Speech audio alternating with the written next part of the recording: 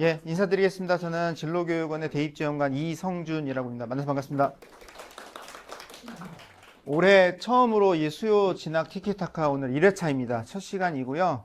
오늘 또 주제가 주제이니만큼 2028학년도 대입제도 이해와 준비 다루기 좀 쉽지 않은 주제입니다. 근데 어쨌든 이 부분을 꼭 좀 말씀드려야 될 것 같아서 처음 주제로 지금 이 주제를 잡았습니다. 간단하게 우리 1년 동안 저희가 준비한 프로그램들 중에 학부모님들께서 좀 참여하실 수 있을 만한 프로그램 소개해 드리겠습니다. 요게 이제 지금 제가 진행하는 수요진학 티키타카고요. 그래서 오늘 지금 요 프로그램 진행이 되는 거고요.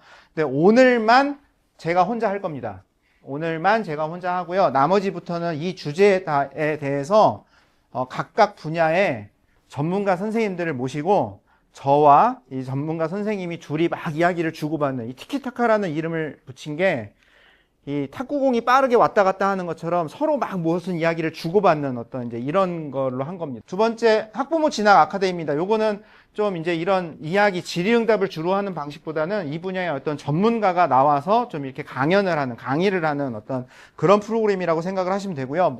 1회차는 진행했고요. 그 다음에 이제 2회차부터 4회차까지 각각 요런 주제로 이렇게 또 좀 진행을 할 계획입니다. 대학 입학 설명회 준비하고 있습니다. 이거는 저희 진로교육원에서 하는 게 아니라 교육청 강당에서 진행을 할 겁니다. 한 400명 규모 정도. 그러니까는 굉장히 대규모로 지금 생각을 하고 있는 거고요. 여기 다 있습니다. 그 진학지원, 종합지원 안내에 다 나와 있는 겁니다. 네. 그대로 나와 있습니다. 해서, 이렇게 화요일마다, 5월 화요일마다 요 대학들로 해서 설명회 진행을 할 거고요. 신청 기간이 핵심이겠죠. 요 날 딱 들어와서 바로 신청을 딱 하셔야 되겠죠. 4월 29일에 선착순으로 저희 누리집을 통해서 신청 받도록 하겠습니다. 대학 입학 정보 박람회입니다. 7월 15, 16일 이틀 동안 진행이 될 거고요. 올해는 세종 컨벤션 센터에서 저희가 진행할 계획입니다. 주요 대학 입학사정관 선생님들 모시고 요런 부스들 운영하면서 진행을 할 테니까 관심 있으신 분들 마찬가지로 여기도 참여해 주시기를 부탁드리겠습니다. 그 외에 저희가 운영하는 또 다른 어떤 이런저런 프로그램들이 있으면 저희가 항상 여기 공지사항이나 이런 데를 통해서 알림을 하고 있습니다. 그래서 저희 홈페이지 너무 근데 자주 들어오시면은 바뀐 게 없으니까 좀 그러시잖아요. 일주일에 한 번 정도, 일주일에 한 번 정도 토요일 저녁 아니면 월요일 아침 이렇게 일주일에 한 번 딱 정하셔가지고 한 번 정도씩만 들어와 보시면은 좋은 정보들을 좀 접하실 수 있지 않을까라고 생각합니다. 네, 사전 질문을 제가 좀 받았습니다. 사전 질문 받았는데 몇 개 질문 제가 좀 먼저 좀 보여드리고 시작하고 싶습니다. 각종 자료를 찾아봤으나 이게 가지 않아 프로그램 신청하였습니다. 기초적인 사항이라도 어떤 것을 얻어야 될지 얻고자 합니다. 수시 모집 전형 운영 방식에 대해서 제가 좀 질문을 드렸잖아요. 그러니까 요거에 대해서 찾아봐도 자료도 안 보입니다. 네, 자료도 안 보입니다. 어디서 어떤 정보를 찾아야 하는지 모든 학교를 다 들어가서 봐야 하는지 정보 소재가 어딘지 대비 어떤 정보 필요한지도 하나도 모르겠다라고 주셨습니다. 처음으로 시작되는 2028 대입에 대해 내용을 파악하고 있는 학부모 얼마나 되겠습니까? 교육청의 설명을 들으면 좀 이해가 될까요? 신청했습니다. 저는 이제 요 워딩을 보고 이거 내가 잘못했구나. 네, 제가 너무 과한 질문 압박을 좀 드렸구나 라고 생각을 하면서 좀 반성을 많이 했습니다. 죄송합니다. 네, 너무 제가 막 좀 닥달한 것 같아서 먼저 사과 말씀부터 드리도록 하겠습니다. 유튜브나 그런 데를 통해서 이렇게 좀 검색을 해보시면은 이런저런 사람들이 나와서 막 이런저런 얘기 많이 하는 거 보시지 않으시나요? 네. 근데 이제 그런 자료보다 정말 좀 진짜 이게 좀 믿을 만한 또는 제대로 된 정보인가 좀 또 이런 부분에 대해 좀 궁금함이 있으실 것 같고 그 다음에 또 2028에 대해서는 양극단의 주장을 하는 경우들도 좀 보실 거예요. 그죠? 양극단의 주장을 막 하는 그런 경우들도 좀 보실 겁니다. 그래서 오늘 얼마나 될지는 모르겠으나 어쨌든 제가 한번 준비한 내용대로 한번 설명을 해 보도록 하겠습니다. 네, 시작하겠습니다. 대입제도의 기본 틀입니다. 제가 항상 이제 학부모님들 대상으로 할 때는 요거부터 시작을 하는데요. 네, 요 그림입니다.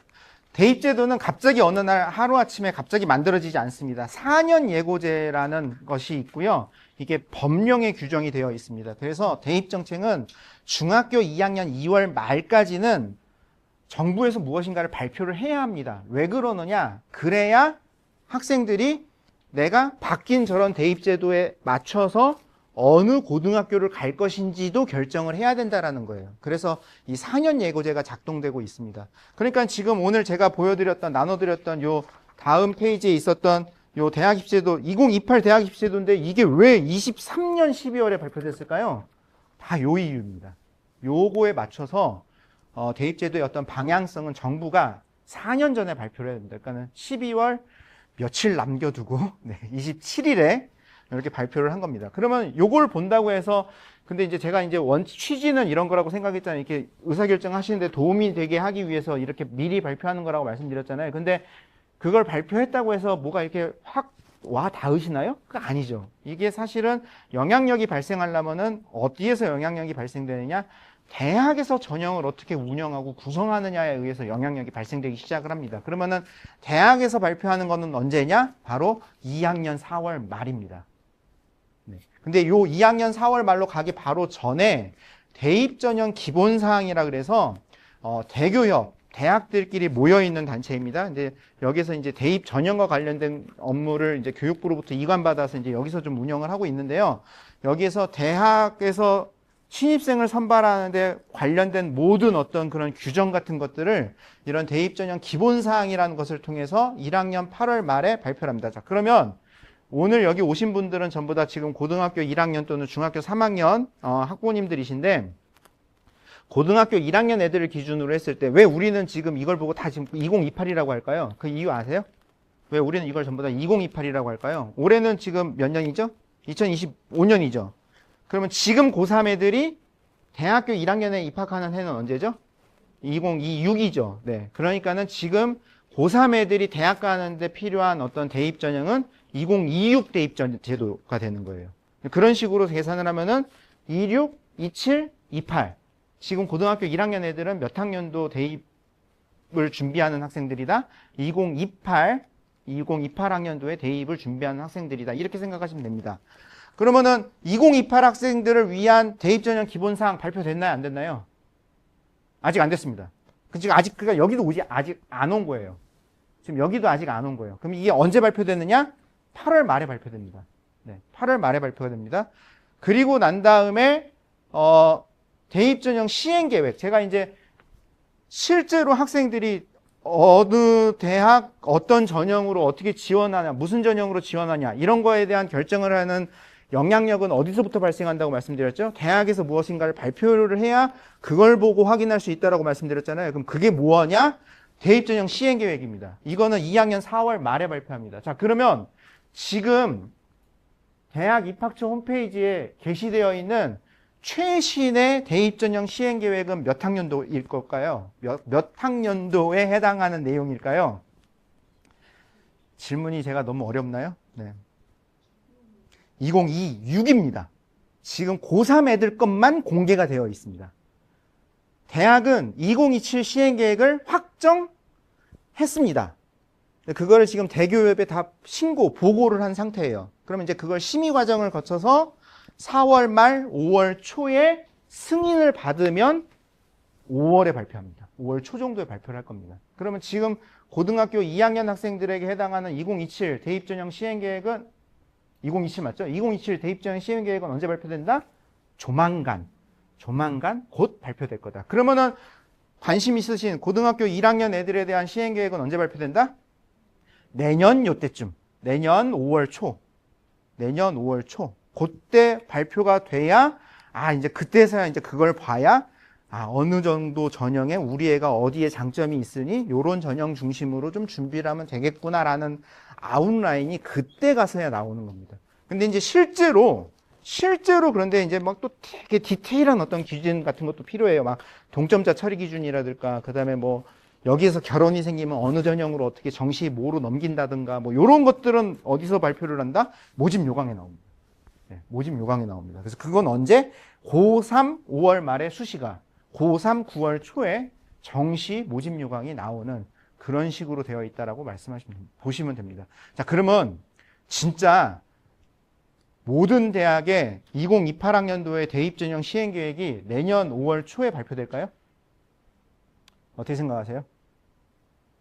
아마 요거 조금 빠르게 발표될 가능성이 있어요. 근데 모든 대학은 아니에요. 근데 일부 몇몇 대학에서 지금 되게 좀 혼란을 겪고 계시잖아요. 2028이 너무 이거 혼란스럽다. 도대체 우리 애들이 뭘 어떻게 준비해야 되는지 하나도 모르겠다. 뭐 얘네 말 다르고 쟤네 말 너무 다르지 않느냐. 그래서 지금 조금 대학들이, 모든 대학은 아니에요. 몇몇 대학들이, 몇몇 개 대학들이 그래도 조금 좀 이제 학부모님들께서 좀 궁금하신 내용을 좀 미리 좀 발표를 좀 하면 어떨까라고 좀 준비를 하고 있습니다. 그래서 빠르면 뭐 올해 뭐 9월 정도, 뭐 그 정도, 그 다음에 아니면 전형 좀 끝나고 뭐 11월이나 12월 정도에라도 그 정도에 좀 발표되지 않을까라고 조심스럽게 예측을 하고 있습니다. 대입 표준 전형 체계입니다. 자, 학생들이 대학의 신입생, 그러니까 대학에서 신입생으로 누군가를 선발하려 할 때 선발하는 방법은 사실 대학이 마음대로 할 수 있어야 되는 거잖아요. 이제 그게 이제 대학의 자율권인 건데, 근데 대학에 이 자율권을 진짜 그냥 막 줘버리면 어떻게 될까요? 진짜 그냥 난리가 나겠죠. 진짜 뭐, 그리고 사실 뭐 그랬던 시절도 좀 있었습니다. 근데 이제 그렇게 하면 안 되는 거예요. 그래서 요거를 좀 가짓수를 좀 유형화를 해라. 그래서 대학에서 신입생을 선발할 때 요 방법으로만 학생들을 선발했으면 좋겠다라고 종류를 나열한 게 바로 이 표입니다. 그래서 이걸 보고 대입전형 표준, 대입전형 체계라고 부르는데요. 크게 봤을 때 네 가지, 학생부, 논술, 실기, 실적, 수능 위주로 구성이 되고요. 근데 우리가 이제 일반적으로 수시다 그러면은 학생부 교과 종합 논술을 이야기하죠. 그 다음에 정시 그러면은 주로 이 수능을 이야기하죠. 이 실기는, 실기 실적은 대학에 따라 수시에서 운영하는 경우도 있고 정시에서 운영하는 경우도 있고 그렇습니다. 근데 이거는 또 이제 어떤 특기, 실적 같은 것들이 있어야 되는 거기 때문에 요거는 이제 일반적인 학생은 좀 예외로 보는 거고요. 그래서 일반적인 보통의 학생들이 대학 가는 방법, 결국은 요 네 가지 방법이 있는 거다라고 보시면 됩니다. 그래서 이제부터 자녀들이 요 네 가지 중에 어디에 좀 더 집중해서 에너지를 쓰고 대입을 위한 준비를 하는 것이 좋을까에 대한 관점으로 좀 접근하시는 게 좀 좋다라고 생각을 하고 있고요. 그러면은 그냥 상식적으로 네 가지 다 준비하면 되겠네요. 확률을 높이려면, 경우의 수를 높이려면. 네 가지 다 준비하면 어딘간 하나 걸리겠네요. 웃으셔야 되는 타이밍입니다. 네, 뭐 분위기가 지금 너무 지금 제가 농담을 하는 건데 너무 진지하게 받아들이셔서 그러면 되겠네요. 근데 뭔가 좀 이상하죠? 그렇지 않습니다. 그렇게 준비하시기는 어렵습니다. 그래서 이제 결국은 어떻게 하느냐? 주전형 하나에 부전형 하나. 그러니까 내가 주력으로 준비하는 전형 하나에 서브로 준비하는 전형 하나. 그래서 주로 이렇게 두 개를 이렇게 좀 준비를 주로 이렇게 좀 한다. 이제 그렇게 생각하시면 됩니다. 그래서 최근에 대부분의 학생들은 종합을 서브 중심에 놓고 교과를 서브로 두거나 아니면 바꿔서 하거나 아니면 수능에 중심을 두면서 논술을 서브로 하거나 좀 이런 유형이 좀 많다. 그 정도만 일단 말씀드리고 여기는 넘어가도록 하겠습니다. 2028 대학 입시제도 개편에 대한 이야기입니다. 갑자기 개편된 건 아니죠. 그러면 어떤 배경 속에서 개편이 된 겁니다. 배경을 좀 살펴보면은 제일 먼저 이겁니다. 고교 교육과정과 대입은 어떻게 돼야 되죠? 긴밀하게 연결이 되어 있어야 됩니다. 이 연결성이 떨어지면 무슨 일이 벌어질까요? 고등학교 왜 다녀요? 학원 가서 그냥 배우면 되죠. 이런 일이 실제로 벌어졌던 상황이 어디였죠? 저희 고등학교 다녔을 때. 같은 세대 아닌가요? 네, 같은 세대, 네. 저희 고등학교 다닐 때 그러지 않았나요? 저는 그랬어요. 저 다녔던 고등학교는 고등학교 2학년까지 모든 진도 다 나갔고요. 시험 왜 보는지는 잘 몰랐고요. 무조건 밤에 9시, 10시까지 남아서 무조건 문제풀이. 매번 고3 돼서는 뭐 2주에 한 번, 3주에 한 번씩 맨날 모의고사. 그리고 이제 그렇게 안 보이시겠지만 학력고사 세대인데요. 학력고사 보기 뭐 한 6주, 7주 전에는 2, 3일에 한 번씩 뭐 계속 뭐 모의고사 보는 뭐 이제 그런 시대였습니다. 이거는 고등학교 생활이라고 얘기하기 어렵죠. 고등학교의 존재 이유가 없는 거죠. 분명히 고등학교 교육과정도 나름의 어떤 존재 의의와 이유가 있다라고 생각을 합니다. 그래서 이런 연계성. 이거 근데 너무 어렵게 생각하지 마시고요. 이거라고 생각하시면 돼요. 시험을 볼 때 평가할 때 제일 중요한 원칙이 뭐죠? 진짜 너무 당연해서 누구도 이야기하지 않는 원칙. 그게 뭐죠? 시험 문제는 어디서 나와야 돼요? 배운 데서 나와야죠. 가르쳐준 데서 나와야죠. 그죠? 그럼 고등학교 선생님들이 대부분 애들에게 무엇을 가르쳐요? 교육과정을 바탕으로 해서 뭔가 가르치는 내용이 있는 거잖아요. 그럼 그걸 바탕으로 학생을 평가하는 어떤 그런 대입 전형의 시스템, 체제. 그걸 가져가야 된다라는 게 하나입니다. 두 번째, 고교학점제가 시행이 됐습니다. 얘기 많이 들으셨죠? 고교학점제가 도대체 뭘까요? 고교학점제가 도대체 뭘까요? 네, 이거 뭐 한마디로 참 정의 내리긴 어렵고, 그 다음에 뭐 언론이나 이런 걸 통해서 보면은 뭐 이런저런 막 되게 좀, 이제 안 좋은 부정적인 뭐 이야기들도 많이 들으셨을 겁니다. 근데 어찌됐건 말도 많고 탈도 많은 어쨌든 이 고교학점제가 지금 2022 개정 교육과정에 맞춰서 시작이 됐고요. 그러면 이 교육과정에 설명하는 여러 가지 틀이 있는데 그 중에 하나, 과목 선택 중심입니다. 그러니까 아까 제가 좀 펼쳐놓으라고 말씀드렸던 이 지금 고등학교 1학년 애들부터 적용되기 시작하는 개정교육과정 고등학교 이 보통교과 이 표 안에서 학생들은 자기의 관심, 자기의 적성에 맞는 과목들을 선택을 하는 거고 그 과정에서 일정 학점수를 넘으면은 이수가 되는, 졸업이 되는 어떤 그런 제도가 고교학점제라고 보시면 됩니다. 그러니까는 사실 저희 때는 저희가 뭐 선택할 수 있는 거 있었나요? 없었어요. 제가 다녔던 고등학교에 유일한 여선생님이 일본어 선생님이었는데 저 일본어 선택을 못했습니다. 네. 이게 그러니까 내가 학교에 맞췄던 거죠. 학교가 나를 맞춰주는 게 아니라 내가 학교에 맞춰야 되는 뭐 이런 참 폭력적인 상황이었던 거죠. 근데 이 고교학점제의 취지는 뭐다? 학교가 이제 학생에게 좀 맞춰보겠다. 학생의 진로, 학생의 적성에 맞춰서 과목을 한번 펼쳐보겠다. 학교가 나에게 맞추는 어떤 그런 환경을 만드는 게 고교학점제의 가장 본질적인 부분이 아닌가라고 생각합니다. 수능 체제 개선입니다. 수능이 너무나 많은 문제를 일으키고 있어요. 뒤에 제가 또 설명할 거예요. 이 수능이 너무 많은 문제가 있기 때문에 이 수능을 뭔가 좀 개편을 해야 되겠다는 문제의식이 있습니다. 마지막, 고등학교 성적, 내신 체제의 개선도 필요합니다. 전 세계적으로 상대평가를 사용하는 나라가 어디 있을까요? 제가 여기 이제 거의 없다라고 표현을 했는데, 아니요. 제가 알기로는 우리나라밖에 없어요. 상대평가 쓴 나라 또 어디 있나요? 모르겠어요. 네. 거의 없습니다. 그러면 이건 도대체 왜 그랬을까요? 2000년대 초, 제가 이제 처음 이제 막 석사 마치고 막 그 고등학교에 막 기간제 교사 또는 이제 시간 강사 막 그런 거 나갔었을 때, 그때 고등학교에 어떤 현상들이 있었냐면요. 이 성적 부풀리기 현상이 좀 있었어요. 그러니까는 고교 내신, 고교 교과 성적이 대입에 어떤 영향도 미치지 않았어요. 그러니까는 그냥 중간 기말고사 준비하려면 그래도 좀 공부를 좀 해야 되잖아요. 근데 공부 하나도 안 해요, 애들이. 그런데도 막 95점이 나오는 막 그런 시절이 좀 있었어요. 그러니까 그런 어떤 현상을 경험하고 나서 이 상대평가가 적용되기 시작을 했고, 근데 사실은 엄밀히 얘기해서 교육 평가 관점에서 상대평가는 문제가 너무 많죠. 이건 바람직하진 않은 거죠. 그러니까 이건 분명히 개선을 해야 된다는 거예요. 그래서 최초 이 고교학점제 도입, 2022 개정 교육과정 도입을 발표하면서 분명히 교육부는 무엇을 선언했느냐? 전 모든 과목 전부 다 절대평가로, 성취평가로 전환하겠다는 걸 분명히 발표를 했었습니다. 그런데 어떻게 해버린 거예요? 갑자기 확 바꿔버린 겁니다. 그게 이제 이번에 지금 2028 대입제도에 그 내용이 들어가는 겁니다. 이런 어떤 상황 속에서 좀 이 개편이 일어났다는 거. 제가 수능의 문제점이 좀 여러 개 있다는 걸 좀 말씀드렸는데요. 한번 그거를 지금 이 3페이지에 걸쳐서 제가 지금 쭉 적은 겁니다. 요거는 작년에 경인 지역, 그러니까 서울하고 인천, 경기 지역에 있는 입학처장 협의회에서 그 수능 시스템의 문제에 대해서 좀 저보고 발표를 해달라고 해서 제가 준비했던 그 원고 중에 그 3페이지예요. 근데 변표 문제가 있습니다. 설명 못 드립니다. 지금 이거 설명하면 30분 갑니다.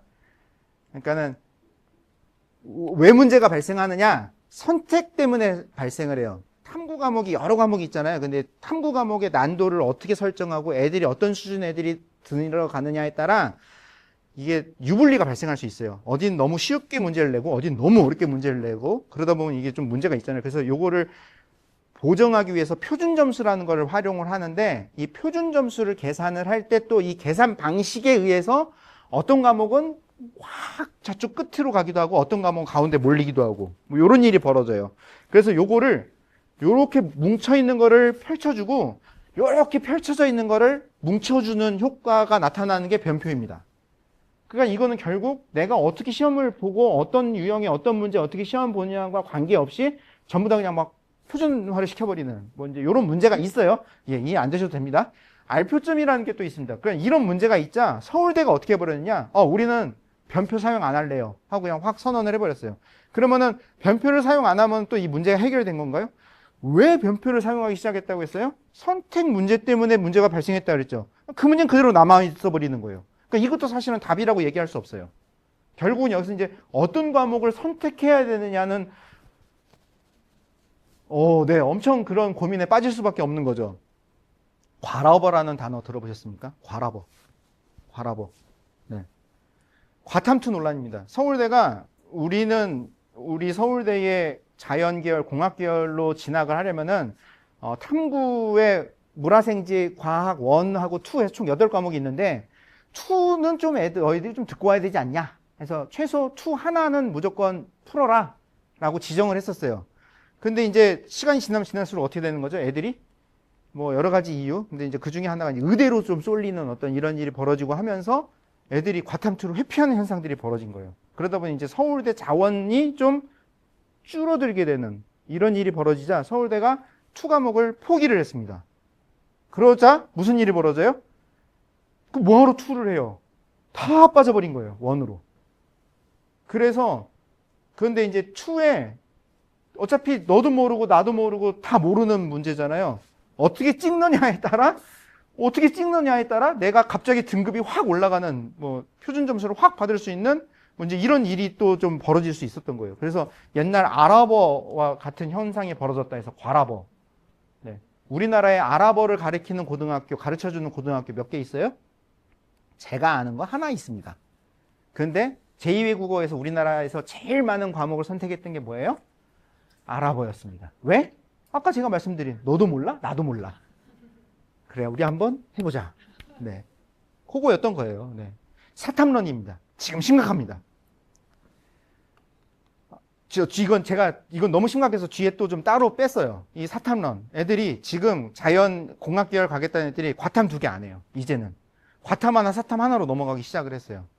이것 때문에 발생되는 문제가 뭐냐? 과탐 깔아주기입니다. 실제로 제가 이제 들었는데 서울에 수능 감독하러 가신 선생님들이 어머님 여기까지입니다. 배웅은 여기까지 하시죠. 아니요, 저 수험생인데요. 상대평가잖아요. 밑에 깔아주는 애들이 있어야 우리 애들이 안정적으로 등급을 받을 수 있어요. 근데 이 사탐론 때문에 과탐하는 애들이 싹 사라져 버렸죠. 그러니까는 우리 의대, 서울대, 연대 가는데 문제가 발생을 하는 거예요. 그래서 어떻게 해요? 학부모들이 실제 수능에 응시를 했고요. 지원서를 냈고요. 이거 가서 문제를 풀었대요. 아빠들은 1교시 끝나고 도망갔대요. 근데 엄마들은 꿋꿋이 4교시까지 버텼대요. 그리고는 이렇게 뚜두둑 찍고 나왔다고 하더라고요. 그 찍는 것도 잘 찍어야 됩니다. 잘못 찍어서 답을 맞춰버리면은 사탐런. 네, 근데 지금 올해 사탐런이 심각할 정도로 벌어지고 있어요. 네, 이런 일이 지금 벌어지고 있습니다. 전공과 관련 없는 과목 선택이 가능하죠. 수능은요, 무슨 게임이냐면요, 그 대학에서 정한 반영 비율에 의한 어떤 환산식에 의해서 0.0001점이라도 누군가가 높으면 무조건 그 사람이 선발되는 방식인 거예요. 그러니까 얘가 공학을 가려고 하는 애인지, 얘가 무슨 역사학과를 가려고 하는 애인지 아무 관심 없어요. 그냥 이 점수상, 계산상에 어떤 점수를 받느냐만 보는 겁니다. 그러니까는 물리학을 제일 많이 활용하는 어떤 학과, 예를 들어 기계, 전자 같은 어떤 이런 학과에서 지구과학 선택으로도 지원하고 합격하는 이런 일이 가능한 구조가 바로 지금 현재의 수능 구조라는 겁니다. 문과침공 들어보셨죠? 네, 이 일도 되게 이제 많이 벌어진 거예요. 이게 이제 그 수능의 통합형 수능 형태로, 그러니까 지금 이제 교육과정이 바뀌었으니까 바뀐 교육과정 2015 지금 2022 지금 자녀분들 말고요. 그 앞에 있었던 2015 개정교육과정에서도 이제 통합형의 어떤 교육과정이 만들어지자 수능도 그러니까 그럼 이제 통합형으로 봐야 되는 거죠. 그런데 이제 무슨 일이 벌어졌느냐? 국어하고 수학 안에 선택 과목은 두었는데 그 선택 과목의 점수 체제는 하나로 만들어 버리는 거예요. 그러니까 여기에 되게 복잡한 어떤 통계 점수를 산정하는 계산식이 들어가게 되고, 근데 그렇게 하다 보니 내가 어떤 점수를 받느냐에 따라서 결정되는 게 아니라 우리 그룹이 어떤 성적을 받았느냐에 나의 성적도 영향을 받는 어떤 이런 일들이 벌어진 거예요. 그러다가 제가 이제 0.001이라도 높으면 합격되는 구조라고 말씀드렸잖아요. 그리고 이제 요즘은 이제 이런 점수를 계산해서 내가 어느 대학, 어느 학과를 가면 좋은가를 좀 이렇게 편하게 알려줄 수 있는 이런 프로그램 같은 것들이 개발이 잘 된 거예요. 그래서 이제 내 수능 점수를 딱 넣으면요, 바로 색깔로 또는 배터리 숫자로, 배터리 개수로, 근데 지금 모르셔도 돼요. 그런 걸로 이게 한눈에 딱 알아보기 좋은 거예요. 근데 이게 무슨 일이 벌어졌냐? 나는 이제 자연계열 공과를 가려고 했던 거예요. 그런데 내 점수는 거기 원하는 데를 가긴 좀 어려워요. 그런데 내가 가고 싶은 그 대학의 인문 사회과학 쪽으로는 합격 가능성의 불이 딱 켜지는 거예요. 그럼 이제 애들이 어떻게 하는 거죠? 애들이 어떻게 하는 거죠? 그 힘들게 미적분, 과탐 공부를 해서 시험을 봤는데 인문학으로, 국문학과, 영문과 이제 이런 데로 가는 현상들이 벌어지기 시작을 한 거예요. 그게 바로 이 문과침공 현상입니다. 문과침공. 그러면은 2028은 이제 제가 뒤에 설명드리겠지만 이제 이 선택이라는 것 자체가 사라져 버렸어요. 그럼 문과침공 안 일어날까요? 에이. 어차피 수학 잘하는 애가 이기게끔 지금 구조가 되어 있습니다. 수학 잘하는 애들이 이기게끔 구조가 지금 그렇게 됐기 때문에 인문 자연의 어떤 이 불균형은 어느 정도 있을 수밖에 없지 않을까라고 생각을 합니다. 군별 다른 선출식, 전형 하나에 2개 선출식 하는 이런 문제들도 있고요. 의대 증원 이슈로 수능 체제 확보에 비상 걸리는 것도 있고, 영어 난도 조절을 실패하는 경우들도 제법 있습니다. 영어만큼은 절대평가예요. 그러니까 사실은 N수생, 재수생들이 어떻게 몰려오냐와 관계없이 우리 애의 수능 체제를 확보하기 위해서 제일 신경 써야 되는 과목은 무엇이다? 영어예요. 그런데 이 영어가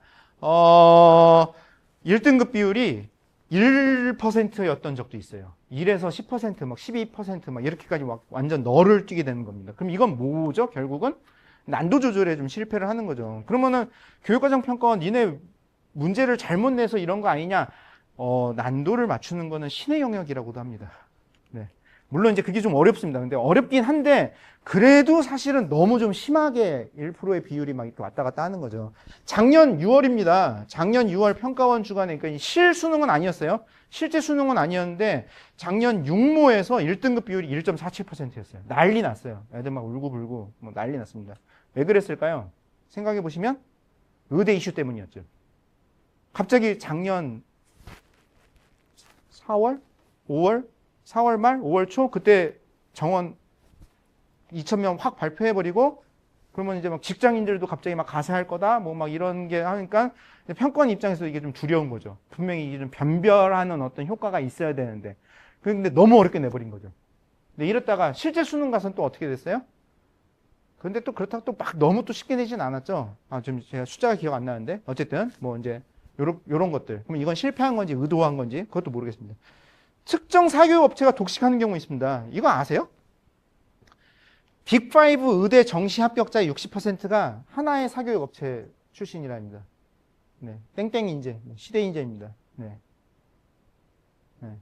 지금 저기 이런 데서 뭐 메가스터디 이렇게 말씀하시면 안 돼요. 이제 조금 이제 감이 떨어지신 거예요. 네. 시대 인재입니다. 그럼 뭘까요, 도대체?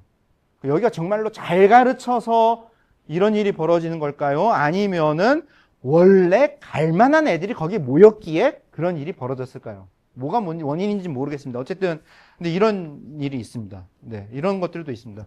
수능은 굉장히 공정하다라고 다들 알고 계시죠?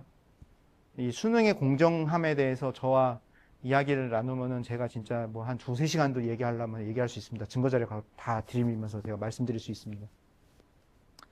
수능 최저 기준의 설정의 불합리함도 있습니다. 그러니까 이거는 쉽게 얘기해서 그러니까는 같은 대학이라도 의치하는 좀 높은 수능 최저가 나오고 다른 데는 좀 낮게 나오고 뭐 이건 이해할 수 있어요. 뭐 그쪽 공부가 좀 어려우니까 그다음에 애들이 워낙 원하니까 뭐 좀 이렇게 뭐 할 수 있어요. 그런데 같은 의대인데 일반 전형은 높고 뭐 농어촌 전형은 좀 낮게 지역 인재는 좀 낮게 그럼 뭐예요? 지역 인재로 그 수준 최저 맞추고 들어온 애들은 의대의 그 공부를 하는 걸 이해하는데 문제가 없는데 일반 전형에 그러면 저기 지역 인재 그 한 단계 낮춘 그거 맞춘 애들은 못 따라가요? 이해돼서 제가 무슨 말 하는 건지? 못 따라가는 거예요? 이게 안 되잖아요. 그럼 이거는 엄밀히 얘기해서 수능 최저학력, 그러니까는 요 정도 수준은 맞춰야 우리 대학에서 학업을 쫓아갈 수 있다는 최저 기준이라는 이 취지를 설명하는 거예요? 아니에요. 이거는 대학의 자존심이죠. 우리 대학은 이 정도는 맞춰야 돼. 이 학과는 이 정도는 해야 돼. 완전 다른 메커니즘으로 작동되고 있다는 것을 말씀드리고 싶었던 겁니다. 네, 이건 이제 사탐론 과탐 깔아주기인데요. 사실은 지금 여기 계신 분들에게 직접 이제 뭐 이해되는 내용은 아닙니다. 지금 고3 학생들에게 필요한 이야기인데, 그러니까 이런 지금 환경 조건 속에 있다는 거를 그냥 설명드리려고 잠깐 갖고 온 거예요. 요게 이제 서울 중동진학지도연구회 서울에 있는 대입지원단 선생님들 몇몇 분들이 모이셔서 이런 거를 가치점에서 이렇게 분석을 하는데, 작년 3월 모의고사에 과탐 2개를 선택하고 미적기하에서 과탐 2개를 선택한 학생들이 52.9%였어요. 전체 애들 중에. 근데 실제 수능에서 37.6%만 봤어요. 그럼 얘들이 전부 다 어디로 빠졌다고 봐야 돼요? 과탐을 2개를 안 보는 다른 쪽으로 빠졌다라고 이해를 해야 되는 거죠. 근데 지금 얘네들이요. 올해 3월 모의고사 봤는데 28.9%예요. 이거보다도 낮고요. 작년 같은 시기보다 24% 나아요. 미친 듯이 사탐만 하고 있습니다. 애들이. 제가 미쳤다라는 표현 말고는 더 이상 제가 어떤 적절한 표현을 사용하기 어려울 정도입니다. 보통은요, 애들이요, 그래도 존심이 있어가지고, 3월 모의까지는 그래도 과탐 2개 해야지. 이런 애들이 그러거든요. 그러다 육모를 딱 보고 난 다음에, 그래, 여기까지가 끝인가 보다. 나는 더 이상 안 되나 보다. 그래, 이러느니 그냥 차라리 사탐 하나로 넘어가자. 이렇게 가는 건데, 지금 애들은 작정하고 겨울부터 사탐 준비한 것 같아요. 아예 과탐 공부를 아예 하나만 하는 것 같아요. 네. 그러면 과탐 필요한 애들한테는 어떤 일이 벌어질까요? 기본적으로 수능 성적은 상대평가 시스템이라고 그랬죠. 그럼 이제 어떤 일이 벌어지는 거예요? 고등급 애들의 숫자가 확 줄어들게 되는 거죠. 결국은 한 문제에 의한 영향력이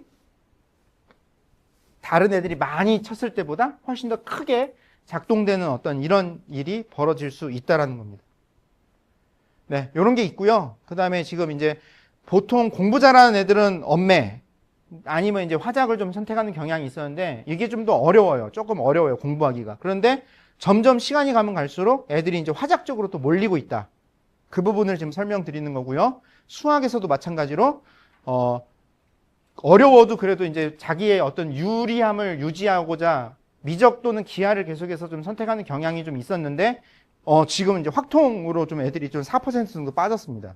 네, 그러니까 애들이 이제는 그냥 필요한 공부만 그냥 딱 하고 그냥 끝내려는 어떤 좀 이런 경향성들이 좀 많이 보이고 있다는 겁니다.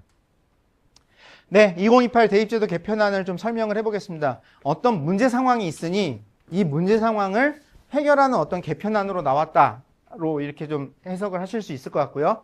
2028 대입제도 개편안의 큰 축은 하나는 수능체제 개편입니다. 앞에 제가 말씀드렸던 수능의 각종 어떤 이런저런 문제점들을 해결하는 어떤 그런 방안으로 하나가 나오는 거고, 두 번째 고교 내신 체제 개편. 이 두 축에서 이루어지는 거다라고 보시면 됩니다. 그래서 먼저 수능체제는 문과 침공, 과목 선택에 따른 유불리, 변표 적용의 타당성 이런 문제들, 그러니까 이런 문제를 해결하고 싶었던 거예요. 그럼 이런 문제가 전부 다 근데 무엇 때문에 생겼던 거죠? 선택 과목 때문에 이런 문제가 발생된 거라고 이야기할 수 있습니다. 그러니 어떻게 해버리느냐? 선택 과목을 폐지해버립니다. 자, 문제를 해결하는 가장 쉬운 방법? 문제를 삭제시키는 겁니다. 네. 이게 좀 쉽지 않아도, 좀 어렵더라도, 교육과정의 취지는 사실은 자기 진로 적성에 맞춰서 자기가 공부를 하는 거기 때문에 좀 내가 가고 싶은 분야, 내가 가고 싶은 어떤 전공 분야에 공부를 좀 하게 만들고, 그리고 그 류의 시험을 봐서 거기에 따른 결과로 무엇인가 좀 평가를 받는 어떤 이런 체제를 만드는 게 합리적이라고 생각을 하는데, 여기 안 계시죠? 저쪽, 강 건너 계신 분들은 그 생각이 별로 없었던 것 같습니다. 그냥 문제를 삭제시켜버립니다. 네. 그냥 싹 사라져버렸습니다. 그래서 이제는 모든 학생들이 동일한 문제를 풀어야 됩니다. 지금 1학년 학생들부터. 이제 여기에 따라서 무슨 문제, 어떤 일들이 벌어질까를 생각하시면 되고요. 거기에 또 하나 논점이 뭐였느냐? 다른 건 모르겠는데 수학만큼은 자연 이공계열 애들은 수학을 좀 더 어려운 걸 많이 들어야 되지 않느냐? 그래서 심화수학, 여기서 말하는 심화수학은 전문교과, 근데 사실은 지금 2022에서는 전문교과라는 개념도 사라졌어요. 근데 어쨌든 좀 어려운 수학, 그러니까 미적분2, 기하 같은 것들. 지금 그 표 7에 보시면은 수학교과의 선택 과목에 들어가 있는 기하, 미적분2와 같은 이 과목들을 수능에 포함시키냐 안 시키냐가 좀 논쟁이 있었던 거예요. 근데 인문학, 사회과학을 하려는 애들은 미적분2, 기하가 필요할까요? 안 필요해요. 그렇게까지는 안 해도 돼요. 미적분1 정도, 그 정도만 해도 돼요. 그러니까는 모두가 같은 문제를 푸는 형태로 가면은 요게 이제 논란이 있었던 거예요. 근데 이제 어떤 결정이 나버렸어요? 이거 안 봐. 보지 마. 네, 이렇게 결정이 난 겁니다. 그러면은 우수 학생을 막 뽑으려고 생각하고 있는 대학 입장에서는 그럼 이 문제를 어떻게 해결해야 될까요? 나중에 또 설명드리겠지만 결국은 학생부를 추가로 좀 더 봐야 되는.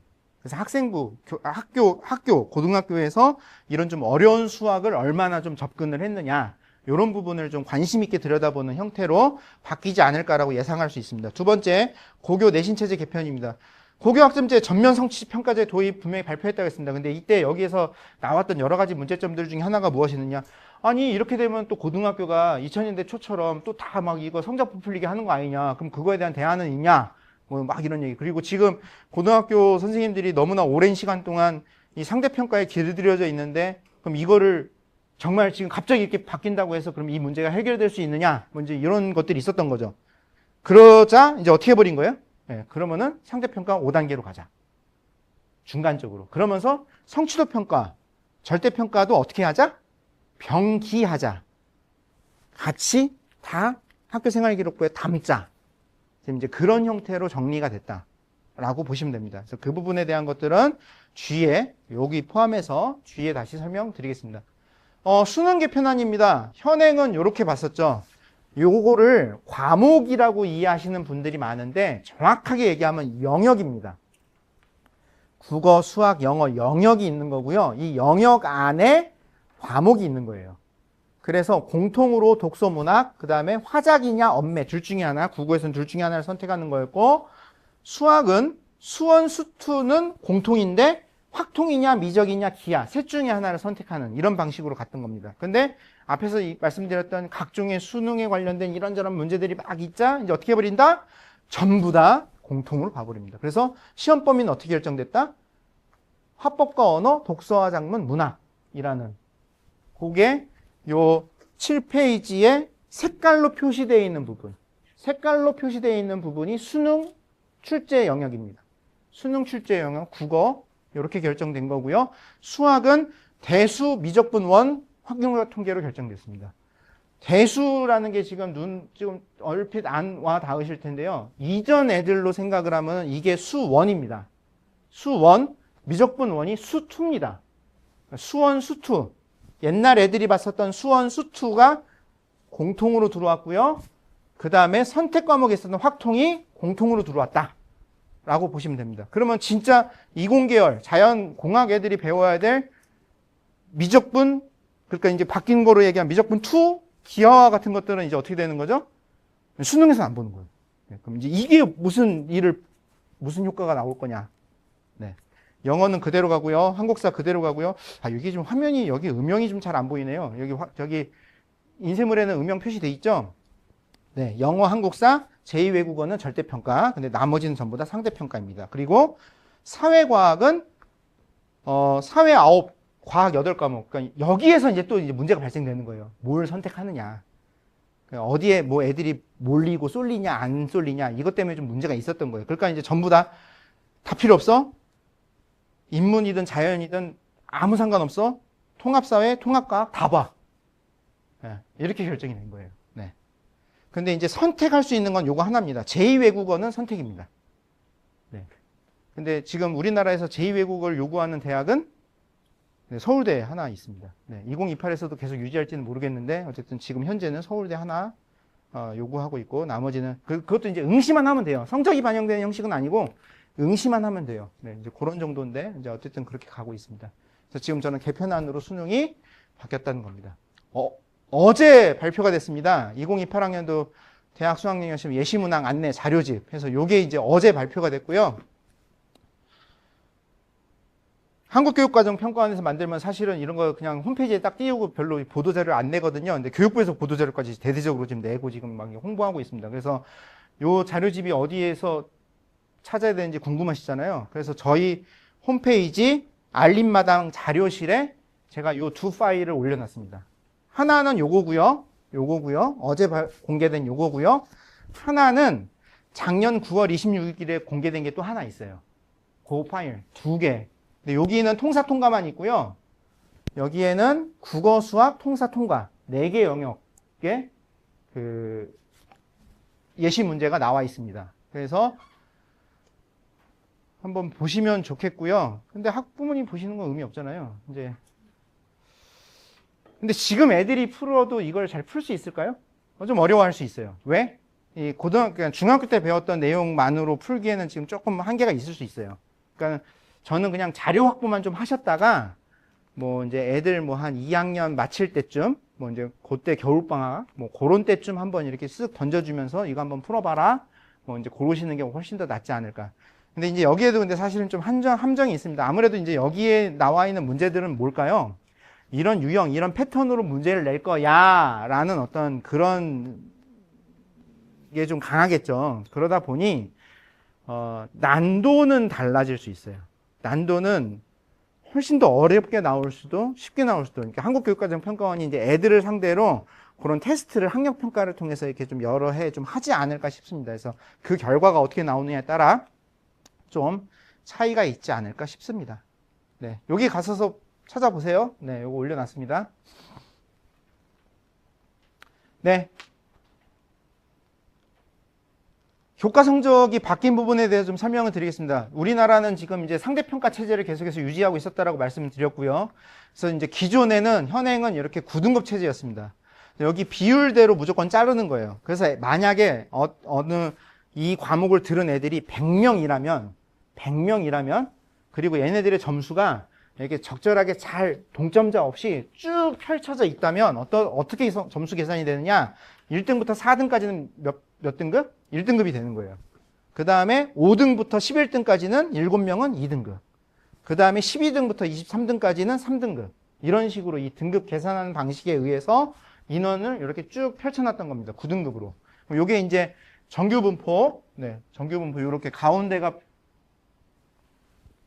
뾰족 올라가고 이렇게 양옆으로 이렇게 쫙 펼쳐져 있는 그런 형태로 이렇게 학생들의 성적을 등급으로 구분하는 어떤 이런 방식이었던 겁니다. 근데 이거를 이제 5등급으로 이렇게 나눠서 자르는 거예요. 그럼 이제 1등급이 10명입니다. 그럼 이제 어떻게 되는 거죠? 요거랑 비교를 해보면 과거의 1, 2등급 애들은 거의 대부분 다 1등급이 되는 거죠. 근데 여기서 이제 요 1%에 해당하는 얘네들은 2등급으로 내려가는 거죠. 그 다음에 2등급은 요 4등급에 여기가 이제 한 학생씩 이렇게 쪼개다 보면은 11개 구간은 2등급으로, 6개 구간은 3등급으로 가는 그런 형태로 이렇게 나눠집니다. 그 다음에 나머지는 저렇게 또 3등급, 4등급 이렇게 가는 이런 형태로 가는 겁니다. 그러면 이제 아무래도 어떨까요? 애들이 등급 따기는 어떻게 생각하세요? 더 어려워질까요? 쉬워질까요? 앞으로 쉬워진 거죠. 등급 구간이 좁혀진 거니까. 뭐 이제 애들이 그러니까는 왜 이렇게 한 거죠? 그러니까는 상대평가가 너무 좀 가혹하다. 그 다음에 이제 애들이 너무 이 좋은 등급을 따려는 어떤 그런 생각에 정말로 자기가 듣고 싶은 과목을 선택하는 게 아니라 좀 애들이 많이 선택한 어떤 그런 과목으로의 과목 선택, 쏠림 현상 이런 것들도 있을 수 있는 거잖아요. 그러니까 그런 거 하지 마라 라고 이제 이렇게 한 겁니다. 근데 이제 역으로 이제 무슨 문제들이 생기는 거죠? 이렇게 되면은 어떤 문제가 예상이 되죠?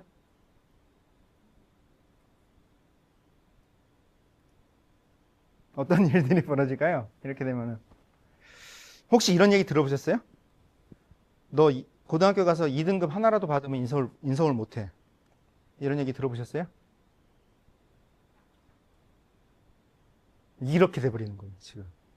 2등급, 그러니까 이제 1등급 받기는 쉬워졌어요, 분명히. 그런데 이제 오히려 이제 그러니 그 1등급을 받지 못하면은 이제 무슨 일이 벌어진다? 다른 애들과의 격차가 더 크게 심하게 벌어질 거다라는 공포감과 불안감을 지금 조성하고 있습니다. 그럼 진짜 팩트일까요? 2등급 하나라도 나오면은 인성을 못 할까요? 어떻게 생각하세요? 어떻게 생각하세요? 모르시죠, 그죠? 그러니까 이제 그거 설명 들으려고 오신 거죠, 그죠? 네. 어떻게 예상하세요? 말도 안 됩니다. 2등급 하나 받았다고 인성을 못 한다면은 그거는 말도 안 되는 겁니다. 그럴 일 없습니다. 그럴 일 없고요. 절대 그렇지 않아요. 지금 이름만 대시면은 아는 이런 주요 대학에 그러면은 지금 합격하는 애들이 3등급짜리 과목 하나도 없이 합격할까요? 걔네들이? 어떻게 생각하세요? 지금 현행에 3등급짜리가 하나도 없어야지만 인서울을 할 수 있나요? 그렇지 않아요. 절대 그렇지 않아요. 제가 뒤에 다시 설명드릴게요. 그러면 주로 이 마케팅을 누가 쓰느냐? 사교육 쪽에서 쓰는 거예요. 네, 불안감을 조성해서 그러면 이제 어떻게 해야 돼요? 이 1등급을 2등급을 안 받게 하기 위해서 어떻게 해야 되죠? 선행을 더 세게 해야 되는 거고 학원에 더 오래가 있어야 되는 거고 그렇게 되는 거죠. 네. 근데 그렇지 않다라는 결론부터 일단 말씀드립니다. 네. 지금 이제 요 발표된 자료 교육부에서 공식적으로 발표된 자료에 있는 거를 제가 이제 좀 그대로 좀 갖고 온 겁니다. 처음에는 사회과학교과의 융합선택 과목, 그러니까 여기에 보는 이 노란색으로 칠해져 있는 이 9개 과목입니다. 이 9개 과목도 전부 다 5등급 상대평가로 적용한다라고 발표가 됐었어요. 근데 이제 이렇게 될 경우 이제 무슨 일이 벌어질 수 있죠? 아까 계속 말씀드렸던 것처럼 근데 교육과정의 취지 자체가 뭐였어요? 제가 앞에서 계속 말씀드리지만 내가 대학에 가서 배우고 싶은 내가 사회 나가서 하고 싶은 일과 관련된 과목들을 좀 많이 배우는 거잖아요. 근데 애들이 사회과학 이런 거 선택을 안 해버려요. 내가 이제 등급을 못 받을 거가 예상이 돼서. 그러면 이런 일이 벌어지면 안 되는 거잖아요. 그래서 요거만큼은 사회와 과학교과의 융합 선택 과목 요 9개 과목만큼은 상대평가를 하지 않는다. 성취도 평가만 한다. 라고 발표를 한 겁니다. 그러니까 요 표에 있는 151개 과목 중에 9개 과목. 근데 사실은 일반고에서 그럼 이 151개 과목에서만 모든 과목을 개설할까요? 아니에요. 몇몇 과목은 또 이제 다른 고교 유형에서 배우는 과목들도 갖고 와서 개설하는 경우들도 있어요. 근데 어쨌든 여기에서 이 9개 과목은 상대평가를 적용하지 않는 것으로 결정이 됐습니다.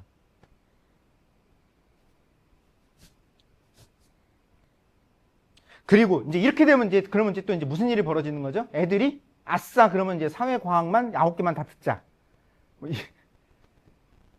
애들은 우리의 상상을 항상 벗어나는 선택을 하는 경우도 있습니다. 뭐 그런 경우도 있을 수 있는 거예요. 그러니까는 그렇게 너무 쏠림이 일어나게는 하지 말아야 된다.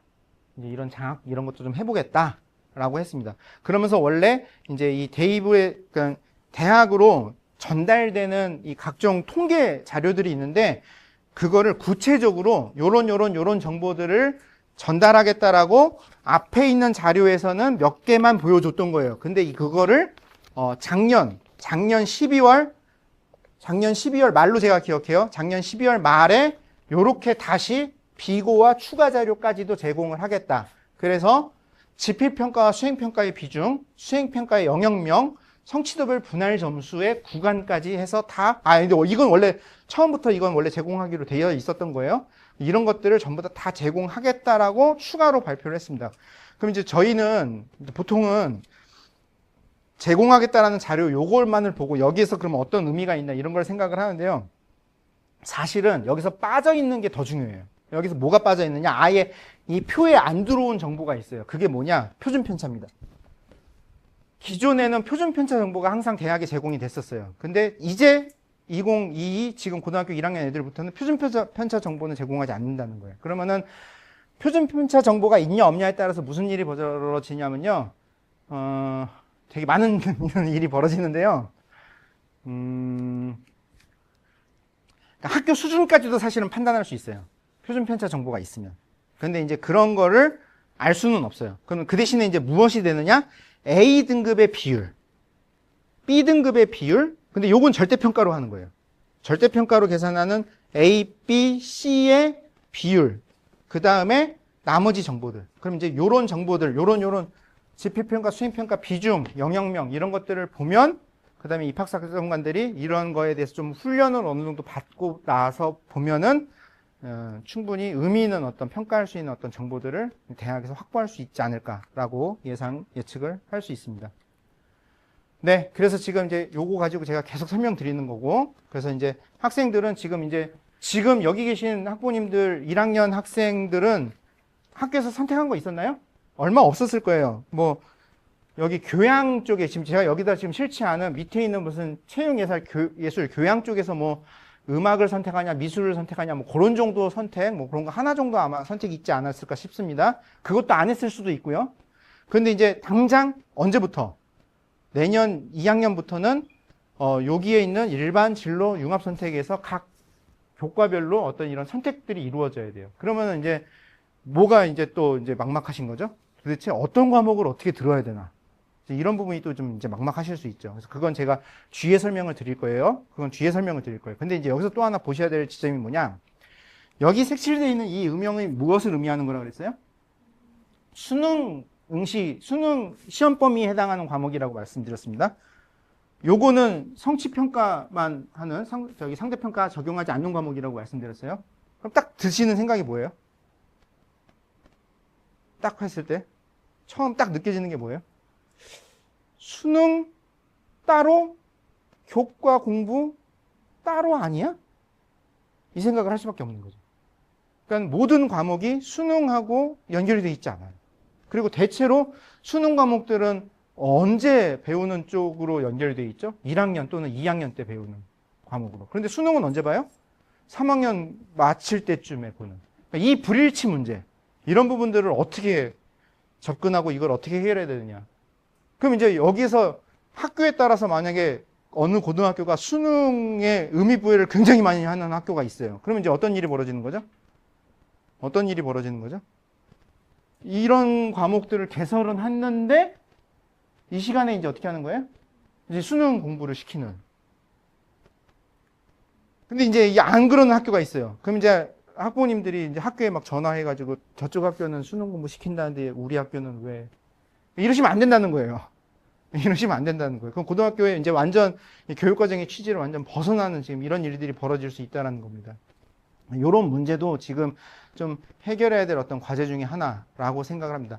요거는 지금 1학년 애들이 배우는 건 아니에요. 지금 2, 3학년 애들이 배우는 이 선택 과목인데 이걸 제가 보여드린 이유가 뭐냐? 요게 요렇게 바뀐 거예요. 이해되시죠? 요게 요렇게 바뀐 거예요. 근데 가장 큰 특징이 뭘까요? 이게 요렇게 바뀐 건데 요렇게 바뀐 거의 가장 큰 특징이 뭘까요? 1학년 공통 과목만 한번 봐보실래요? 공통 과목만 보면 어떻게 돼 있죠? 요거는 그냥 단일 과목으로 돼 있죠. 근데 2022는 2022는 어떻게 돼 있죠? 분리가 돼 있어요. 이거 왜 분리시켰을까요? 학년제가 아니라 이제 학기제입니다. 그러니까 대학 시스템이라고 생각을 하시면 돼요. 그래서 이 단위를 전부 다 학기 하나하나로 쪼개버린 거예요. 그러니까 여기에 있는 이 과목들도 결국은 이제 어떻게 해야 돼요? 어떻게 하는 거예요? 이거 하나의 과목을 가지고 1년 한 학년을 계속 듣는 게 아니라 하나의 학기만 듣는 그런 형태로 바뀌는 거예요. 네. 그런 변화가 있는 거다. 그리고 국어 같은 경우는 그냥 뭐 이렇게 좀 보시면 되는데 수학 말씀드린 것처럼 대수가 수1 옛날 미적분 1이 수2 확통은 그대로고요. 이 미적분 2가 옛날의 미적분이다. 이 정도는 좀 보시면 좋아요. 왜 그러느냐? 나중에 과목 선택 자료를 찾으실 때 2028로 만들어진 자료는 별로 없어요. 네, 그러니까는 이전 연도 애들이 과목 선택을 어떻게 했느냐를 좀 참조하실 때 도움되시라고 제가 말씀드리는 거예요.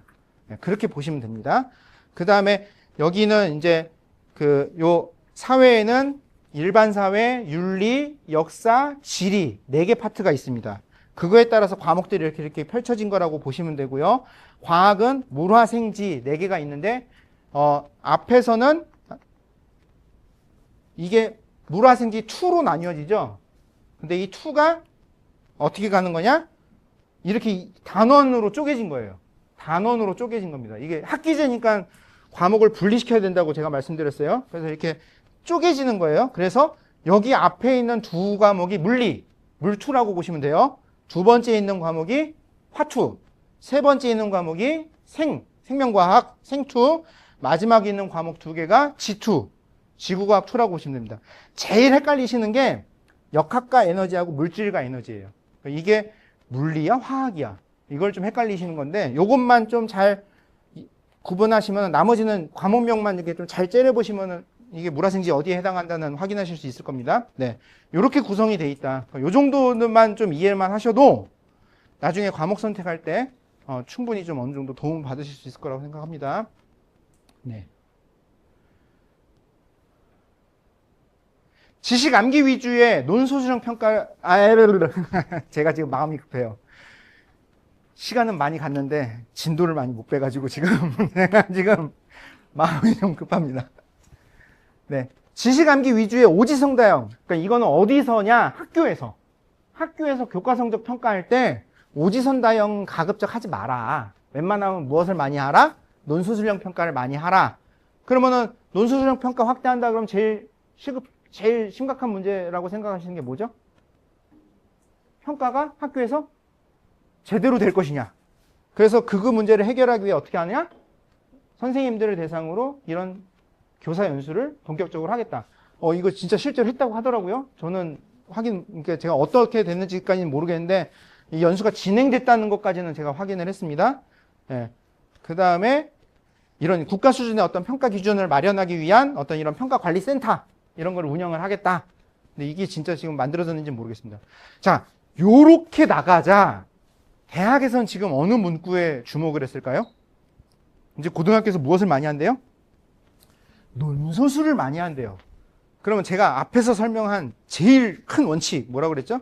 고등학교에서 배운 내용을 가지고 대학에서 평가를 한다. 그럼 이제 어떻게 하는 거죠? 대입에 애들의 논소수를 이런 움직임이 좀 있었어요. 그런데 결론 말씀드립니다. 이거 반영하기가 쉬울까요? 어려울까요? 지금 현재로는 쉽지 않아요.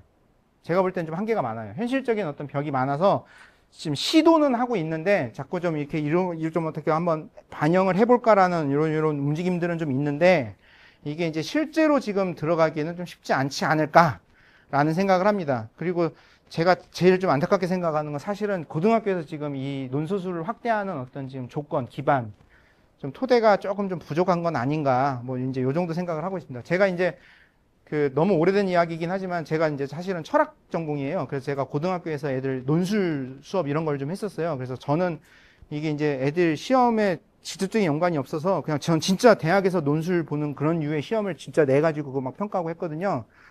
시험 문제 하나 내가지고 평가하고 애들 피드백 하는데 얼마 걸리는지 아세요? 네, 최소 6주 걸려요. 네. 문제 출제하고 애들 시험 보고 그건 금방이에요. 채점하고 그 다음에 여기다 막 표시해가지고 애들한테 다시 나눠주고 그럼 이제 또 애들이 막 반박을 해요. 그럼 이제 그거 아니다 얘야. 그게 아니라 요렇게 봐야 된단다. 요거 다시 설명하고 하는 게 한 6주. 요 정도가 걸립니다. 그러면은 이걸 운영하기가 쉽지 않죠. 네, 쉽지 않죠. 네. 이제 이런 게 좀 있다는 거. 그리고 이제 미래형 대입제도 이게 완벽한 게 아니다. 이건 이제 과도기다. 미래형 대입제도를 이제 구상을 해야 되고 이런 걸 해야 되는데 그러면은 결국 이상적인 미래 대입 전형의 유형은 무엇일까요? 네, 아직 이제 대입 전형 유형에 대한 특징 같은 것들이 머리에 지금 잘 안 들어오실 수는 있는데 저는 이제 지금 학종과 같은 시스템이 결국은 미래 대입 제도와 가장 좀 맞아 들어가는 어떤 그런 대입 제도 시스템이 아닌가라고 생각을 하고 있습니다. 그래서 결국은 좀 이런 학종 유형의 어떤 학생들, 학종 유형의 좀 체계를 잡을 수 있는 그런 어떤 교육 시스템이 고등학교 안에 좀 들어오는 형태가 돼야 되지 않을까라고 생각을 하고 있습니다. 네, 말도 많고 탈도 많은 그러면은 이 교과 성적이 도대체 어떻게 바뀌는가 그 부분에 대해서 좀 설명드리겠습니다. 지금 보시는 거는 고등학교 성적 통지표입니다. 혹시 요 거를 받아 보셨나요? 중학교 때. 고등학교 때는 아직 못 받으셨어요. 이거 이제 1차 고사, 그러니까 중간고사 끝나고 그다음에 기말고사까지 끝나야 이제 이걸 받으시는 거예요. 그러니까 지금 당연히 고등학교 때는 아직 못 받으셨을 거고요. 중학교 애들 혹시 이런 가지고 다시 한번 진지하게 대화를 좀 한번 해보시고요. 애들하고. 그 다음에 혹시 뭐 가방 깊숙이 저기 어딘가에 또는 뭐 쓰레기통 어딘가에 가 있는지 한번 보시기를 바라고요. 네. 여기 이제 과목명이 적혀 있습니다. 과목명이 이건 좀 오래된 자료인데 형식은 똑같습니다. 지금도. 과목명이 적혀 있고요. 가로에 숫자가 있는데 이 숫자는 뭐죠? 단위수입니다. 여러분 자녀들한테는 이거 이제 학점이라 그래요. 학점수. 그러니까 일주일에 요 과목을 몇 시간 배우냐로 생각하시면 됩니다. 그러면은 이제 보통은 성적표가 이렇게 돼 있잖아요. 그럼 이게 대학으로 가는 정보는 이렇게 가요. 몇 단위에 몇 점에 원점수 몇 점에 과목 평균 몇 점에 표준 편차가 몇이고 성취도. 근데 성취도 정보는 원래 대학에 안 갑니다. 수강자 수가 몇 명이에요. 그래서 이 과목이 몇 등급이냐. 요 정보가 지금 현재로는 대학으로 전달받는 자료인데 고등학교에서 성적 처리할 때는 이렇게 성적 처리를 하거든요. 그러면은 이 하나의 과목의 성적을 구성하는 숫자들은 뭐뭐가 있다? 중간고사, 기말고사, 수행평가로 구성이 됩니다. 그래서 중간고사 성적 만점, 기말고사의 만점과 수행의 만점을 합하면 총 몇 점이 돼야 돼요? 100이 돼야 되는 거예요. 그래서 이 100점 만점의 원점수로 환산하는 그 구조를 가지고 있습니다. 그래서 이렇게 해서 만점은 이건데 요 비율로 들어가서 얘가 받은 점수는 이거고, 그래서 얘의 원점수는 이거고 정수로 표현이 돼야 돼요. 원점수는 여기 밑에 소수점 있는데 원점수는 정수로 표현이 됩니다. 그래서 얘가 받은 성취도, 등급, 석차, 수강자 수, 과목 평균, 표준 편차 정보들이 쭉 만들어지는 게 성적 통지표입니다. 요 학생 잘하는 학생, 못하는 네. 다 이해하시네요. 네. 그런 겁니다. 근데 대학으로 전달이 되는, 그러니까 학교 생활기록부에 찍히는 정보는 어떤 정보만 찍힌다? 요렇게. 지금 현재는 요렇게만 찍히는 거예요. 그럼 이제 2028에는 어떤 정보가 찍히느냐? 여기에서 표준 편차가 사라지고 요 성취도가 나오고, 이 성취도별로 요 수강자 수의 몇 퍼센트가 A고 몇 퍼센트가 B고 몇 퍼센트가 C고 몇 퍼센트가 D고 몇 퍼센트가 E냐, 그 정보가 나오고, 그 다음에 이 아마 학교 생활기록부에 그 정보가 찍힐지 안 찍힐지 모르겠는데 앞에 제가 추가로 제공하는 거 발표된 게 있다고 말씀드렸죠. 그게 뭐였죠? 수행평가의 이름, 수행평가명. 네. 요 앞에 보시면 여기 있죠. 발표 수업 참여, 학습 준비, 독서 어휘력 다지기. 요 정보가 대학으로는 가는 거예요. 이게 몇 퍼센트? 요거는 대학으로 가는 겁니다. 그런 형태로 이 학생부가 만들어진다는 겁니다. 그러면 제가 이거 만드는데 한 이틀 걸렸는데요. 요거는 실제 작년에 모 대학을 지원한 어떤 학생의 성적을 1학년 1학기부터 3학년 1학기까지 각 교과별로 과목을 제가 쭉 펼친 거예요. 지금 되게 좀 복잡한데 앞에 여기 01지는 공통과목이냐 일반 선택이냐 진로 선택이냐, 저는 전문교과예요. 그러니까는 특성화고나 뭐 다른 특목고나 이런 데서 듣는 과목들, 네, 이런 걸 이거로 표시를 했고요. 과목명이고요. 그 다음에 뒤에 있는 숫자는, 앞에 있는 거는 단위수, 뒤에 있는 거는 등급입니다.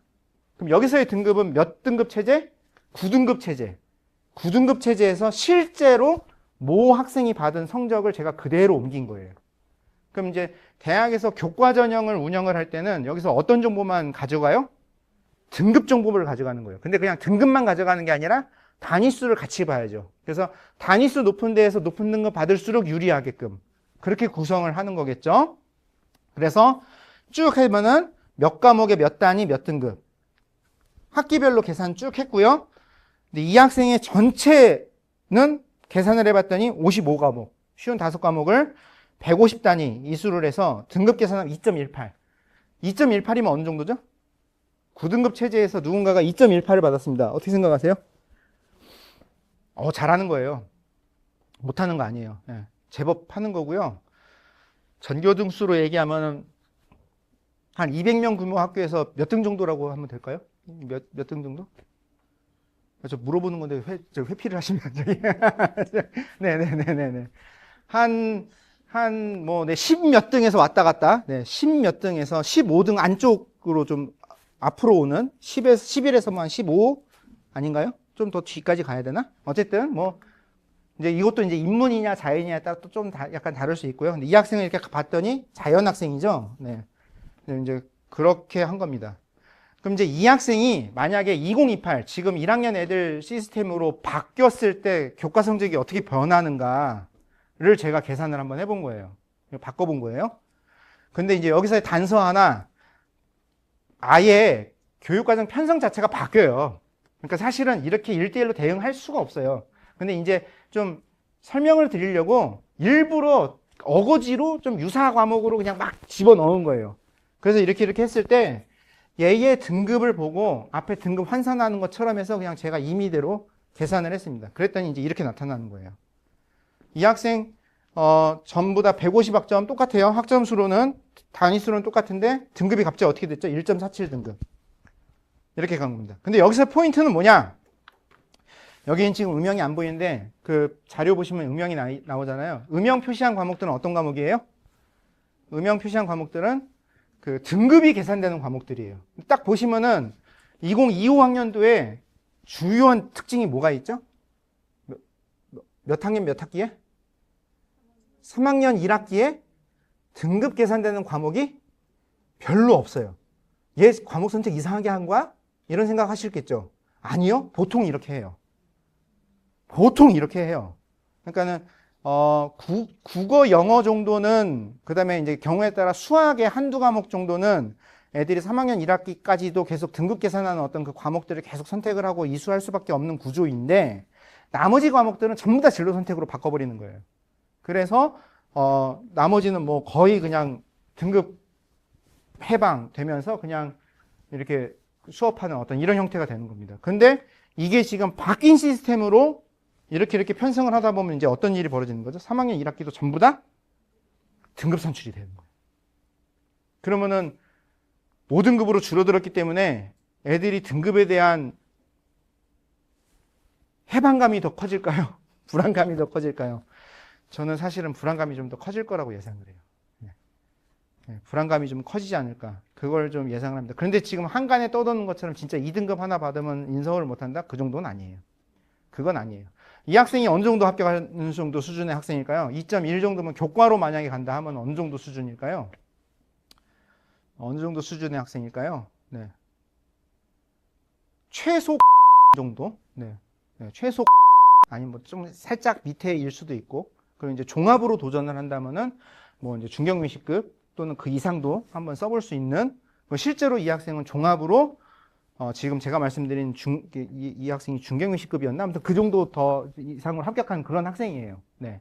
이렇게 할 수 있는 거예요. 그런데 이 학생이 바뀐 등급으로는 이 정도, 1.47 이렇게 되는 거예요. 그 다음에 제가 이제 고등학교로부터 이런저런 어떤 자료를 받아서 나름 이제 이 5등급 체제로 이렇게 바꿔서 변환을 해서 제가 이렇게 계산을 해봤어요. 그랬더니 어떤 일이 벌어지느냐. 9등급 체제에서 1등부터 꼴등까지 쭉 세웠을 때의 순위와 5등급으로 변환을 한 다음에 쭉 순위를 세우면 이 순위가 일치할까요? 뒤죽박죽이에요. 뒤죽박죽이에요. 왜 이런 일이 벌어질까요? 얘가 이게 등급이라는 거는 계단, 단계로 보시면 되잖아요. 근데 얘가 어느 단계에 있든 어쨌든 이 단계에 있으면은 전부 다 같은 점수로 처리를 해준다라는 걸 의미하는 거잖아요. 그러니까 얘가 앞에 있냐 뒤에 있냐 전혀 고민하지 않잖아요. 그런데 이거를 5등급으로 바꿨을 때는 이 계단이 늘어난 거예요. 그러다 보니 이 늘어난 데에서 얘가 주로 이쪽으로 가냐 1로 가냐에 따라 계산이 확 다 뒤집어져 버려요. 네. 확 다 뒤집어져 버려요. 5등급으로 바뀌기 때문에 대학에서 교과 전형을 유지하지 못할 정도로 변별이 없을 거다. 이런 얘기 들어보셨죠? 어떨까요? 진짜 그럴까요? 안 그럴까요? 제가 자신 있게 말할 수 있습니다. 변별 충분히 됩니다. 다 돼요. 어디 안 되느냐? 의치한 안 돼요. 의치한 약은 안 돼요. 의치한 약은 진짜 1.0 나와야 돼요. 제가 시뮬레이션 해본 걸로는 의치한 약은 1.0 나와야 돼요. 그래도 변별이 안 돼요. 근데 서울대 변별 안 돼요. 1.0에 수렴돼요. 그런데 서울대는 교과 전형을 운영하지 않아요. 그러니까 의미가 없는 거예요. 연대, 고대 어떨까요? 연고대 중간 정도 학과까지는 1.0으로 수렴돼요. 그래서 교과 전형 운영하기 좀 쉽지 않아요. 근데 연고대만 하더라도 중간 이하 학과들은 제가 볼 때 충분히 변별이 돼요. 거기에 뭐가 또 작동되죠? 수능 최저학력 기준이 작동되죠. 그럼 애들을 교과 성적으로 쭉 뿌렸을 때 수능 체제를 맞췄냐 못 맞췄느냐에 따라 중간중간 애들이 쑥쑥 빠져버리는 거예요. 그러면은 변별하는데 애들 선발하는 데는 아무 문제가 없어요. 다른 대학들 제 추측과 제 계산이 맞다면은 교과 전형 오는데 아무 문제 없어요. 수능 최저 올릴 필요도 없어요. 그냥 그대로 가도 충분히 저는 할 수 있을 정도의 수준이 된다라고 생각을 해요. 그런데 이제 문제는 뭐냐, 변수는 뭐냐, 대학에서 9등급 시스템에서 높은 교과 성적 받는 애들과 5등급 시스템에서 좋은 교과 성적 받는 애들을 같은 애들로 볼지 않을 가능성이 있는 거예요. 타겟팅이 달라져 버리는 거예요. 타당성이 떨어진다라고 생각을 하는 거예요. 대학 쪽에서는. 그러니까는 진짜 얘가 제대로 공부한 애인가 아닌가를 살펴보기 위해서 무엇을 추가하는? 서류평가를 좀 정성적인 서류평가, 그러니까 어느 과목을 선택을 했고 얘가 정말로 그 고등학교에서 열심히 공부한 애가 맞는가를 좀 확인하는 정성평가 요소를 좀 도입하거나 아니면은 면접을 좀 넣거나. 근데 면접 넣는 게 쉬울까요? 어려울까요? 쉽지 않아요. 굉장히 많은 에너지가 들어가요. 대학 입장에서는. 그러니까 진짜 제대로 된 애들을 뽑으려고 하는 대학이라면 면접을 넣겠지만 그러지 않으면 사실은 교과에서는 면접 넣기는 쉽지 않아요. 정성평가 위주로 그냥 그렇게 좀 돌리지 않을까라고 생각을 하고 있습니다. 그 다음에 요 표 7페이지 이 표를 또 보시면은 공통과목과 일반 진로 융합으로 이렇게 구분들이 있어요. 그럼 이 구분은 단계가 있을까요? 없을까요? 원칙적으로는 단계가 없습니다. 그러니까는 공통을 배우고 난 다음에는 그냥 일반이든 진로든 융합이든 어느 것을 배워도 크게 상관하지 않아요. 그런데 2022 개정 교육과정 총론 해설서에 보면은 어떤 설명이 있느냐, 여기에 다른 거는 모르겠는데 일반 선택과 진로 선택 사이에서는 일반 선택은 교과별 학문 영역 내의 주요 학습 내용을 이해하고 탐구하기 위한 과목이라고 설명이 되어 있는데 진로 선택은 교과별 이거를 바탕으로 한 심화학습 및 진로와 관련된 과목이라는 설명이 되어 있습니다. 그러니까 여기에서는 약간의 좀 단계성, 위계성이 좀 들어갑니다. 그러니 과목을 선택할 때 어떤 원칙을 지키셔야 된다?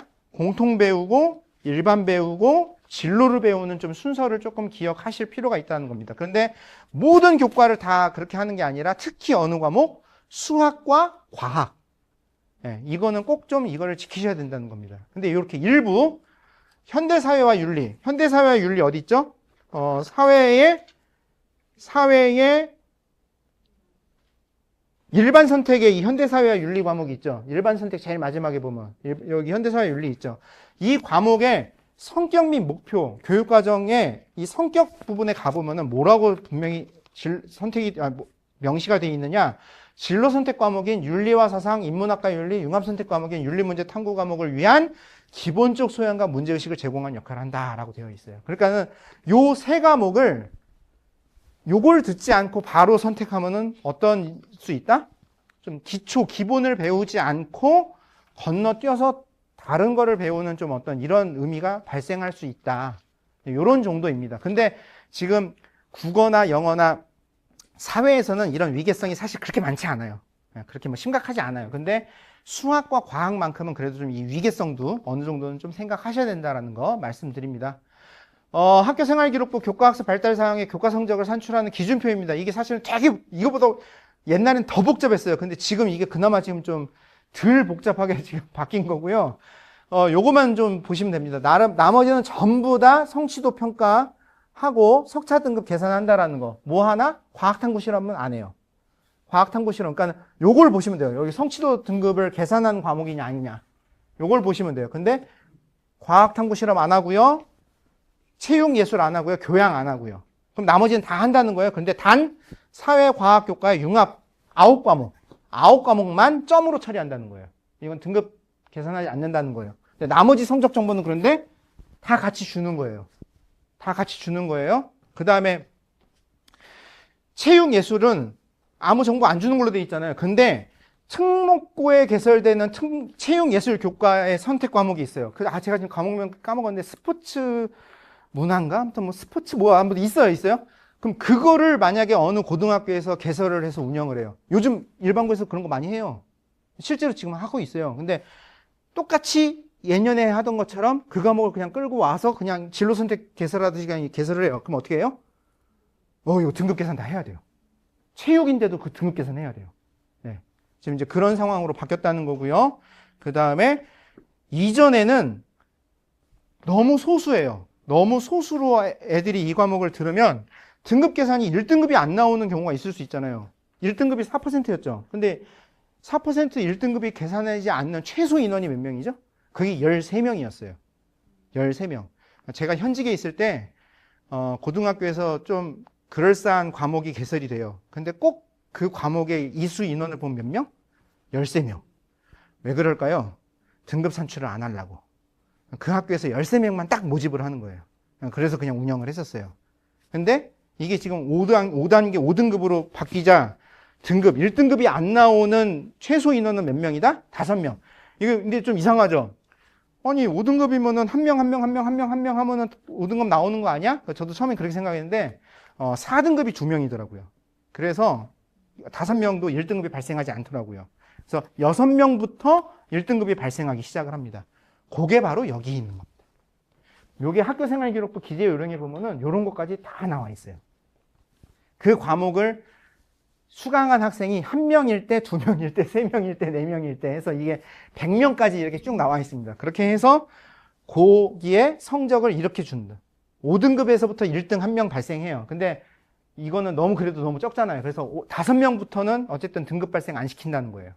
5명부터는 등급 발생 안 시키고 6명부터 등급 발생을 시킨다는 거예요. 1명으로. 그래서 14명까지가 1등급은 1명.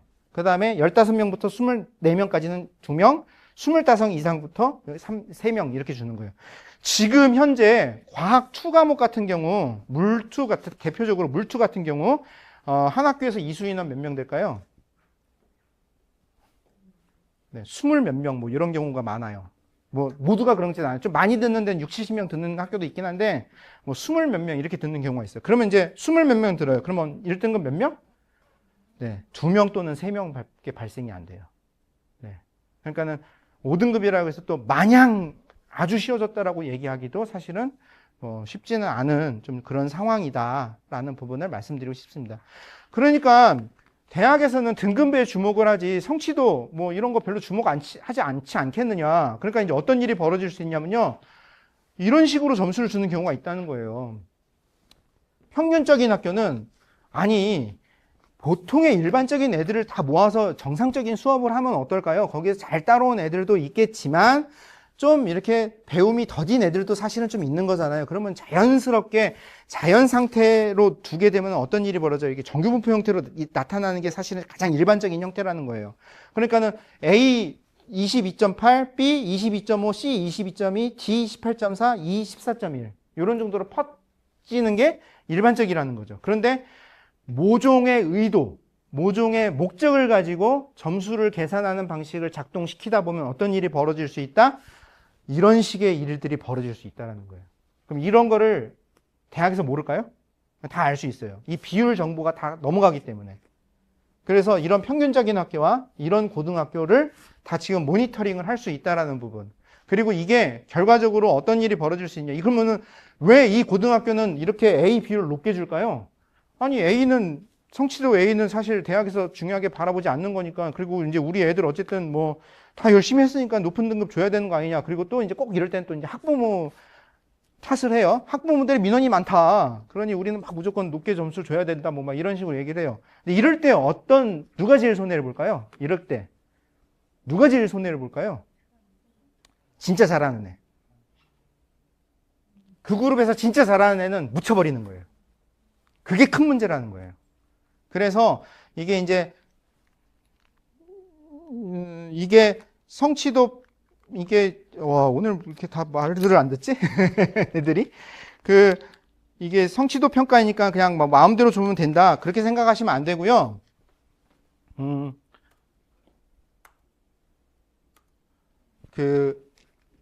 대학에서 가장 우려하는 부분은 과도한 성적을 부풀리는 이걸 제일 지금 걱정을 하고 있습니다. 그러니까 높은 성취도 A의 비율, 높은 평균, 이게 일반적으로 상식적으로 정상적인 범주에 들어오지 않는 것, 그걸 제일 큰 문제로 보고 있다라는 거예요.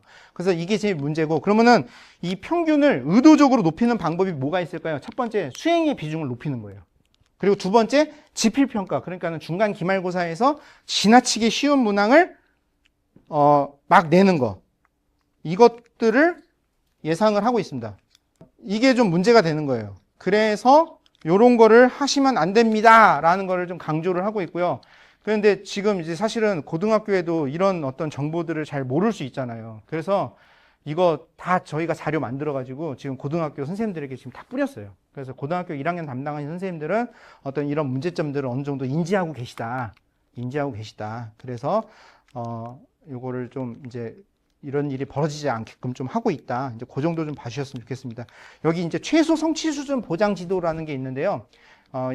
2022 개정 교육과정의 고교학점제의 또 핵심 중에 하나가 뭐냐? 책임 교육입니다. 그래서 그 과목을 이수한 학생이라면은 누구라도 이제 이수할 수 있을 정도의 최소 수준까지는 좀 끌어올려야 되지 않느냐. 그래서 근데 이제 고교학점제 그럼 대학을 생각하면 어떻게 되죠? 그 과목을 이수하지 못한 애들은 이제 유급이 돼야 되는 거죠. 근데 고등학교 유급이 있으면 안 되겠죠. 그러니까 어떻게든 이 학생들을 보충 지도를 통해서 이수시켜야 된다. 그게 바로 이 최소 성취 수준 보장 지도라는 거고요. 이것 때문에 지금 고등학교 선생님들 굉장히 스트레스 받고 계십니다. 네. 근데 어쨌든 이런 게 좀 있습니다. 네. 대학의 전형 설계입니다. 좀 스피디하게 가야 돼. 진짜 스피디하게 가야 될 것 같아요. 서울대에서 여러 가지 변화하는 안을 내세웠는데, 뭐 앞에 다른 건 다 빼고요. 중요한 핵심 몇 가지만 말씀드리면, 면접이 좀 바뀐다는 겁니다. 그래서 이 면접을 모집 단위에 따라 요런 면접, 요런 면접, 요런 면접, 요 세 가지 중에 하나를 선택을 해서 할 거고요. 이거에 대한 아직 구체적인 안이 아직 나오진 않았는데, 요거는 개발되는 대로 학교로 보급하겠다라고 안내를 하고 있습니다. 두 번째, 서울대가 정시에서 전형의 변화를 가져왔습니다. 정시는 수능으로 하는 거잖아요. 근데 단계별로 갑니다. 1단계를 수능 100%로 3배수를 선발하는데요. 여기에 활용되는 정보는 무엇이다? 등급입니다. 이거는 충격입니다. 이런 적이 없었어요. 수능의 등급은 몇 개밖에 없어요? 9개밖에 없어요. 각 영역별로 9개의 등급밖에 없어요. 구간이 9개예요. 9개. 모든 국어, 영어, 수학, 영어, 탐구에 9개 구간의 점수밖에 없어요. 근데 그걸 가지고 어떻게 하겠다? 3배수로 하겠다. 동점이 여럿이 발생돼요. 그럼 어떻게 해요? 얘네들 다 그냥 다음 단계로 넘기겠다. 그래서 2단계에 가서 어떻게 한다? 100분위로. 표준 점수 아니에요? 100분위로 60점, 나머지 교과 영양평가로 40점을 하겠다. 그러면 이거는 결과적으로 어떻게 되는 거죠? 수능의 영향력이 약화되는 형태가 되는 거죠. 아예 무시된다라고 볼 수는 없습니다. 하지만 대학이 알아서 스스로 자격고사화 시켜버린 지금 어떤 그런 제도라고 보면 됩니다. 그러면은 서울대가 이런 제도를 시행을 하면 나머지 대학들도 따라갈까요? 어떻게 생각하세요? 이거는 안 따라갈 것 같아요. 이건 너무 파격이에요. 제 생각과 제 추측이 맞다면 그 다른 대학들이 이 안을 따라가기는 쉽지는 않을 것 같아요. 그런데 여기서 지금 하고 있는 이런 교과 역량평가와 같은 어떤 이런 정성평가 요소가 좀 일부 들어가는 거는 충분히 할 수 있을 거라고 합니다. 왜? 특히 뭐 때문에? 수학 때문에. 인문은 안 해도 돼요. 근데 자연 쪽은 이걸 충분히 할 수밖에 없다는 거예요. 네. 이런 것들이 좀 있을 수 있다는 거 말씀드립니다. 그 다음에 네, 전공별 그 안내사항이라고 해서 이거는 그 모집 단위별, 전공별 이게 왜 갑자기 명칭이 생각이 안 나죠? 전공 연계 과목 리스트. 그러니까 이제 2015 개정 교육과정, 그 다음에 2022 개정 교육과정에 너무나 많은 과목들이 있잖아요. 근데 이 과목들 중에서 과연 이제 우리 애가 요 대학에 이 학과를 가고 싶다라고 하면은 무슨 과목을 선택해서 배워야 되는 거냐, 이런 거에 대한 좀 가이드를 달라는 거죠. 그런데 이 가이드를 너무 정확하게 명확하게 줘버리면 무슨 일이 벌어지죠? 교육과정의 취지를 위배하는 거예요. 왜? 교육과정의 취지가 뭐예요? 너가 배우고 싶은 거 네가 알아서 좀 선택을 해봐라 라는 거잖아요. 근데 그거를 강제하게 만들어버리는 거죠. 필수 과목을 막 지정을 해버리는 거니까. 근데 그렇다고 이걸 아예 안 해요. 그럼 또 어떤 일이 벌어지죠? 이걸 아예 안 해요. 그럼 또 선택에 너무 또 어려움을 겪으실 수 있죠. 그래서 마련을 한 게 요런 정도예요. 근데 이게 뒤에 보시면은 과목을 되게 진짜 모집 단위 따라 막 다 쪼개가지고 막 이렇게 지정을 좀 했는데 여기 2028 대입에서부터는 그 정도까지는 아니에요. 요 정도로만 지금 제시를 했습니다. 그래서 자연과학, 공학 등 이공계열 지원하려는 학생들은 수학에서 수학에서 요 확통, 기하, 미적 2와 같은 이 과목들을 성실하게, 충실하게 이수할 것을 권장하고 나머지 이 자연공학 계열에 지원하는 학생들은 요 그 과학의 물화생지와 관련된 과목들 중에 진로 선택 과목, 여기서 말하는 진로 선택 과목은 뭘 얘기하는 거죠? 기존에 있었던 과학 2 과목을 얘기하는 거죠. 과학 2 과목의 3과목 이상, 그러니까는 2를 좀 그래도 좀 많이 좀 선택해서 배워라 라는 거죠. 그리고 특히 여기에 지목되고 있는 이 대학들은 물리를 좀 해라. 물리가 필요하다. 요 정도의 안내를 해주는 겁니다. 그러면은 인문사회 나머지 자연공학은 뭐 어떻게 해요? 특별한 가이드 없다. 학교에 개설되어 있는 과목 정말로 네가 듣고 싶은 과목을 충분히 깊이 있게 잘 학습했으면 좋겠다라는 겁니다. 근데 이제 서울대학교 가이드북 같은 데를 보면요. 뭐가 나오냐면요. 깊이 있는 학습을 하면 좋겠다. 이런 표현들이 나와요. 깊이 있는 학습. 그러면은 이걸 설명을 제대로 잘 안 읽고 서울대잖아요. 깊이 있는 학습을 하래요. 그럼 이제 다들 무슨 생각하시는 거죠? 아, 고등학생 수준을 좀 뛰어넘는 뭔가 좀 대학생들이 좀 배울 법한 내용들도 좀 배우는, 그러니까 세특에 그런 내용도 좀 기록을 좀 해야 되는 그런 상황이 만들어져야 되는 거 아니냐, 뭐 이런 생각 하실 수 있죠. 근데 교육 과정에서 얘기하는 깊이 있는 학습은 뭐다? 깊이 있는 학습은 교과 지식을 더 많이 학습해야 된다거나 더 어려운 수준, 대학 수준의 어떤 이런까지 학습해야 함을 의미하는 것이 아니라는 겁니다. 네, 이게 아니라는 거예요. 그럼 도대체 뭐냐? 제대로 배우는 걸 의미하는 거예요. 배워야 할 내용을 제대로 배우는 것이 깊이 있는 학습이다라는 것을 강조하고 있습니다. 사실은요, 조금 이제 이런 게 좀 많이 논란이 되고 있어요. 지금 2, 3학년 학생들도 이제 자꾸 좀 이제 여기 뭐 세특을 좀 아주 그럴싸한 뭔가 좀 어려운 깊이 있는 내용을 적어야 대학에서 좀 이렇게 봐주지 않겠느냐, 뭐 이제 막 이런 좀 오해 아닌 오해들을 많이 하시는데 그게 아니라는 거예요. 이미 지금 고등학교에 개설되어 있는 여기에 지금 제시되고 있는 이 과목만도 충분히 어려워요. 충분히 애들이 다 자기 것으로 소화하기 쉽지 않은 상황이라는 겁니다. 그래서 너무 막 그걸 오버하려고 하지 말고 자기 것으로 제대로 배우는 학습을 좀 해야 된다. 그 부분을 강조해서 말하고 있습니다. 네, 이거는 이제 지금 여기 계신 분들하고는 관계없는 건데 지금 2026, 27 애들이 따라야 할 그 권장 과목 리스트예요. 전공 연계 과목 리스트예요. 이렇게 핵심 권장 과목과 권장 과목으로 모집 단위에 따라서 이렇게 다 구분이 되어 있고요. 그래서 이렇게 다 해 있는 거예요. 여기서 제시되어 있는 원칙을 보면요. 전문교과, 그러니까 특목고 애들이 들을 수 있는 그런 과목들은 여기 지금 제시가 돼 있다, 안 돼 있다? 하나도 안 돼 있어요. 전부 다 일반고 애들이 들을 수 있는 과목으로만 개설돼 있어요. 그럼 이건 결국 무슨 의미가 있다? 일반고에서도 충분히 깊이 있는 학습을 한 학생이라면은 우리는 서울대에서 충분히 너희를 뽑아줄 수 있다는 신호를 주는 거고요. 그 다음에 여기 있는 과목들은 대부분 수학과 과학만 있습니다. 그러니까 수학과 과학에서만 좀 선택을 할 때 조금 생각하고 좀 선택을 했으면 좋겠다. 그 메시지가 있는 거다라고 이해를 해주셨으면 좋겠습니다. 근데 이제 이렇게 인문이지만 경제학부에서는 미적분은 좀 했으면 좋겠다. 네, 경제에서 미적분 요구하는 대학은 우리나라에 서울대 하나밖에 없습니다. 나머지 그렇게까지 하지 않아요. 네, 그 다음에 이렇게 모집 단위에 따라서 이렇게 화학생물공학부예요. 그러면은 과학에서 뭐가 제일 중요할까요? 화학생물공학부예요. 과학에서 제일 뭐가 중요할까요? 당연히 화학 아니면 생명과학이라고 생각하죠. 물리입니다. 물리가 더 기초라는 거예요.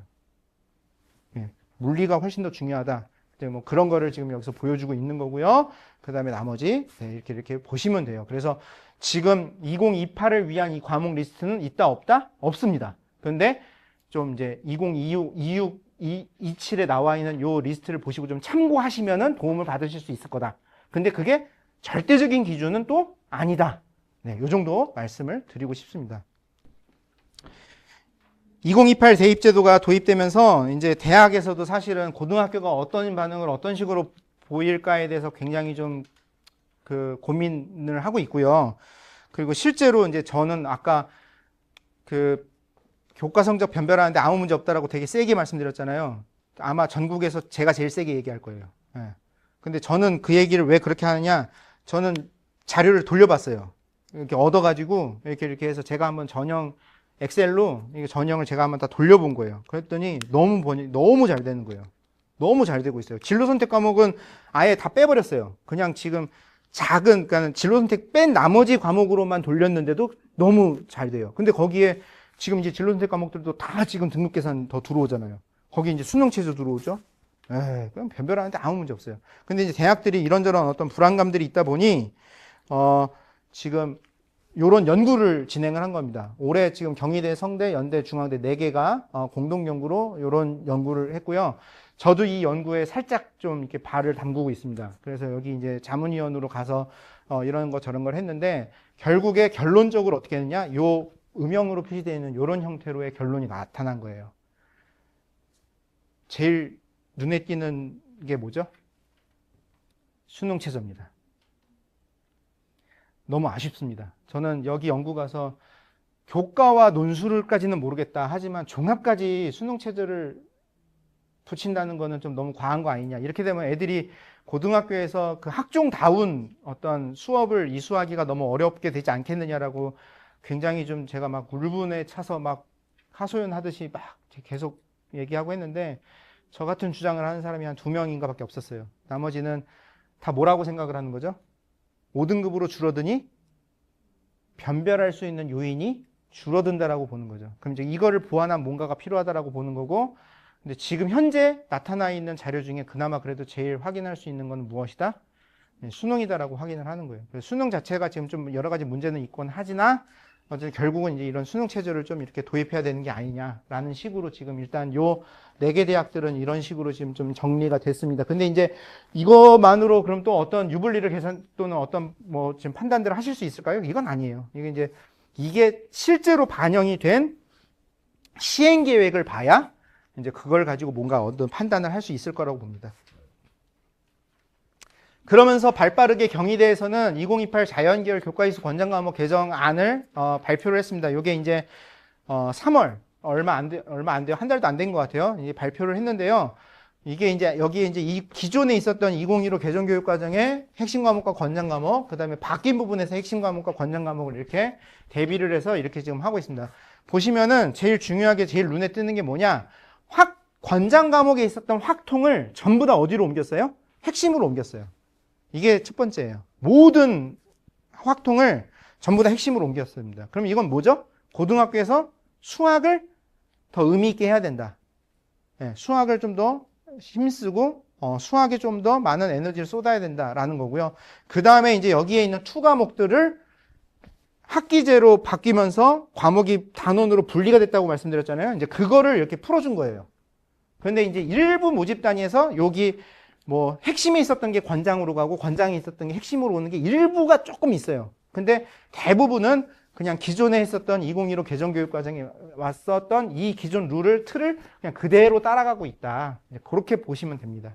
그래서 요런 학문 분야에 따라서 요런 정도의 과목 리스트가 지금 제시가 되고 있다라고 보면 됩니다. 과목 선택할 때 뭐만 조심하면 된다? 뭐만 신경 쓰시면 된다? 수학과 과학만 좀 신경 쓰시면 된다. 그러면 수학은 위계가 있으니 수학을 많이 활용하는 모집 단위로 가려는 학생이라면 학교에서 개설되는 수학 과목은 웬만하면 좀 다 이수를 해라. 그 다음에 그럼 과학은 어떻게 해요? 일단 요 표에 있는 일반 선택으로 제시가 되어 있는 물화생지는 웬만하면 좀 들으면 좋겠다. 근데 4개를 다 듣기가 쉽지 않다면 몇 개는 들어라? 3개 정도는 들어라. 그리고 난 다음에 이거와 연결되어 있는 나머지 진로 선택 8과목 중에 연결되어 있는 2개, 내가 가려는 주요 모집 단위에서 가장 많이 쓰는 과학 과목 2개에 집중해서 가라. 자, 의치한이다. 그러면 결국 여기서 뭘 선택해야 된다는 얘기죠? 물질과 에너지, 화학 반응의 세계, 세포와 물질 대사, 생물의 유전, 이걸 이렇게 선택을 하라는 얘기죠. 기계공학과 같은 물리를 사용하는 모집단이다. 그러면 역학과 에너지, 전자기와 양자를 들으라 라는 거죠. 거기에 이제 나머지는 학생의 선택에 따라서 화추 초기에 해당하는 걸 들을 수도 있고 생추 앞에 해당하는 걸 들을 수도 있고, 그런 선택을 하면 환경 쪽을 만약에 하겠다. 그럼 어떻게 한다? 지구2에 해당하는 2과목을 들어야 된다. 이런 식으로 정리를 하시면 그럼 나머지 과목들은 어떻게 하면 돼요? 기본적으로 내가 필요한 과목들 한 학기에 하나씩 붙는다 정도로 생각하시고 선택을 하시면 아무 문제 없습니다. 그리고 제가 그 말씀을 또 안 드렸는데, 여기 보면은 직무자가 들어가는 과목이 있어요. 직무자가 각 과목마다, 그 교과마다 직무자가 들어가는 과목이 있습니다. 요 과목들은 어떤 과목이라고 보셔야 되죠? 요 과목들은 특성화고 학생들을 위해 개설된 과목이라고 보시면 됩니다. 그래서 요거는 이제 이 과목을 듣고 바로 사회생활을 하는 학생들. 네. 그러니까 이제 내가 만약에 지금 대학 진학을 생각한다 하면은 사실은 요런 과목들은 조금 이제 좀 피하셔야 되는 거죠. 네. 그 정도만 알고 계셔도 충분히 선택하시는 데는 크게 무리가 없을 거라고 생각합니다. 네, 이제 이렇게 하자. 이렇게 하자.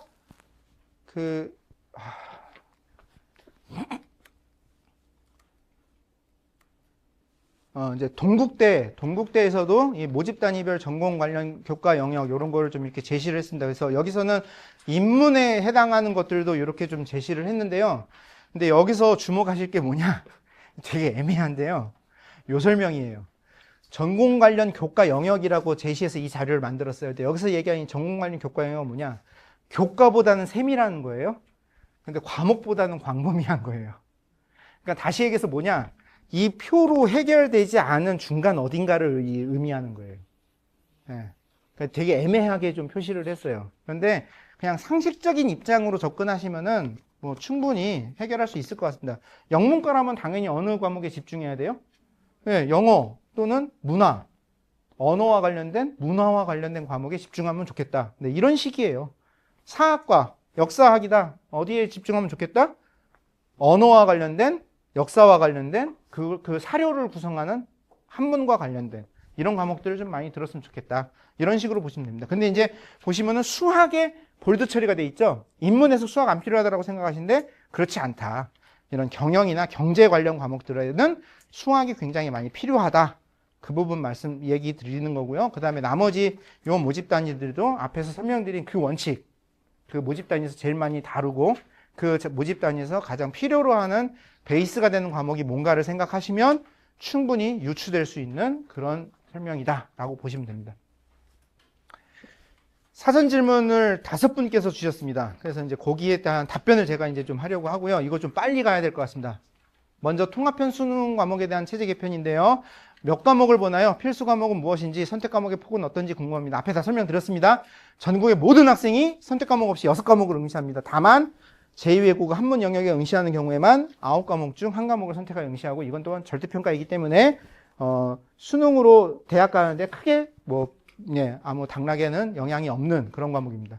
재수생들과의 변별력 측면에서 28 졸업생들의 비교 열의가 있지 않을까요? 제가 이 질문을 정확하게 이해한 게 맞다면 여기서 말한 28 졸업생은 지금 26, 27 애들을 얘기하는 건가요? 얘네들의 비교 열의, 그러면은 누가 열등한 거예요? 지금 28 애들이 열등한 거예요? 26, 27 애들이 열등한 거예요? 이제 이걸 제가 보고서 이걸 어떻게 해석해야 되지? 하고 제가 이렇게 생각을 해봤는데요. 단순하게 답하기는 어렵습니다. 하지만 통상적으로 수능은 누구에게 유리한 구조이다? N수생에게 유리할 수밖에 없습니다. 수능 시스템이 바뀌었기 때문에 N수생들이 수능에 약할 것이다? 저는 그렇게 생각하지 않습니다. 수능의 장점은 뭐죠? 수능의 장점은 뭐죠? 몰입입니다. 몰입과 집중입니다. 지금 현역 고등학생들이 높은 수능 성적을 받는데 가장 방해하는 기관이 어딘지 아십니까? 고등학교입니다. 너무 시키는 게 많아요. 네, 이거 해와요, 저거 해와라, 수행평가 요거 내라, 이거 내라, 발표해라, 토론해라. 너무 많아요. 그러니까 애들이 수능에 집중하지 못하는. 그런데 실질적으로 애들이 대학을 가기 위해서는 또 수능을 어느 정도 봐야 되는 좀 이런 모순적인 상황이 있는 건 맞습니다. 그런데 수능이라는 하나의 관점만 놓고 봤을 때는 당연히 누가 유리할 수밖에 없다? N수생이 유리할 수밖에 없습니다. 단 무슨 차이가 있는 거죠? 수학의 범위가 축소됐어요. 그러면 사실은 이거는 N수생이 더 유리한 거죠. 더 다뤄야 될 게 줄어든 거니까. 그런데 늘어난 거는 뭐죠? 통사 통과를 다 해야 된다는 거. 그런데 과학 공부를 좀 충실히 한 학생이라면 사회 공부 들어가는 거는 그래도 좀 어느 정도 쉽게 할 수 있어요. 근데 사회만 했던 학생 입장에서 과학은 좀 쉽진 않을 거예요. 과학은 이 베이스가 없으면 바로 들어가게 됩니다. 물론 사회도 그렇습니다. 사회도 그러긴 한데요. 근데 이제 접근하는 전체 양으로 놓고 봤을 때는 좀 이런 차이가 있지 않을까라고 생각을 합니다. 선택 과목 수능 미반영이 대학에서 수능 성적 반영 비율에 영향을 줄까요? 오, 저 이 질문 보고, 이거 어떻게 답해야 되지? 그래서 막 되게 고민하다가 대학 몇 군데 막 전화해봤어요. 이거 어떻게 생각하냐고. 이거 어떻게 답변하면 좋겠냐고. 이걸 고민을 지금 완료한 대학이 있을까요? 없을까요? 아무도 없습니다. 지금 대학은 2627만. 제가 어디 가서 이런 얘기 하는데요. 2026, 2027처럼 외로운 대입 전형 처음 봅니다. 아무도 주목하지 않습니다. 지금 전부 다 2028에 정신 팔려 있습니다. 네. 지금 2026, 27 너무 외로워요. 네. 근데 지금 사실 대학은 2026, 27을 어떻게 운영하느냐에 좀 더 집중하고 있기 때문에 28을 어떻게 반영 비율을 줄까까지는 아직 사실은 고민에 대한 답을 줄 정도까지 아직 그 정도가 되지는 않고 있습니다. 그런데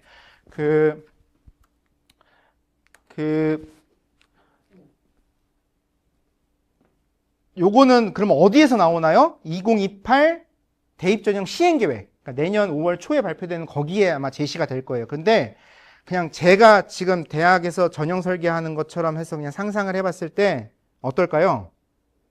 크게 바뀌지 않을 거예요. 하나, 요 정도예요. 탐구의 비중을 좀 줄일까 말까, 그 정도. 왜요? 통사 통과가 어떤 형태로 나올지 도저히 감이 안 오잖아요.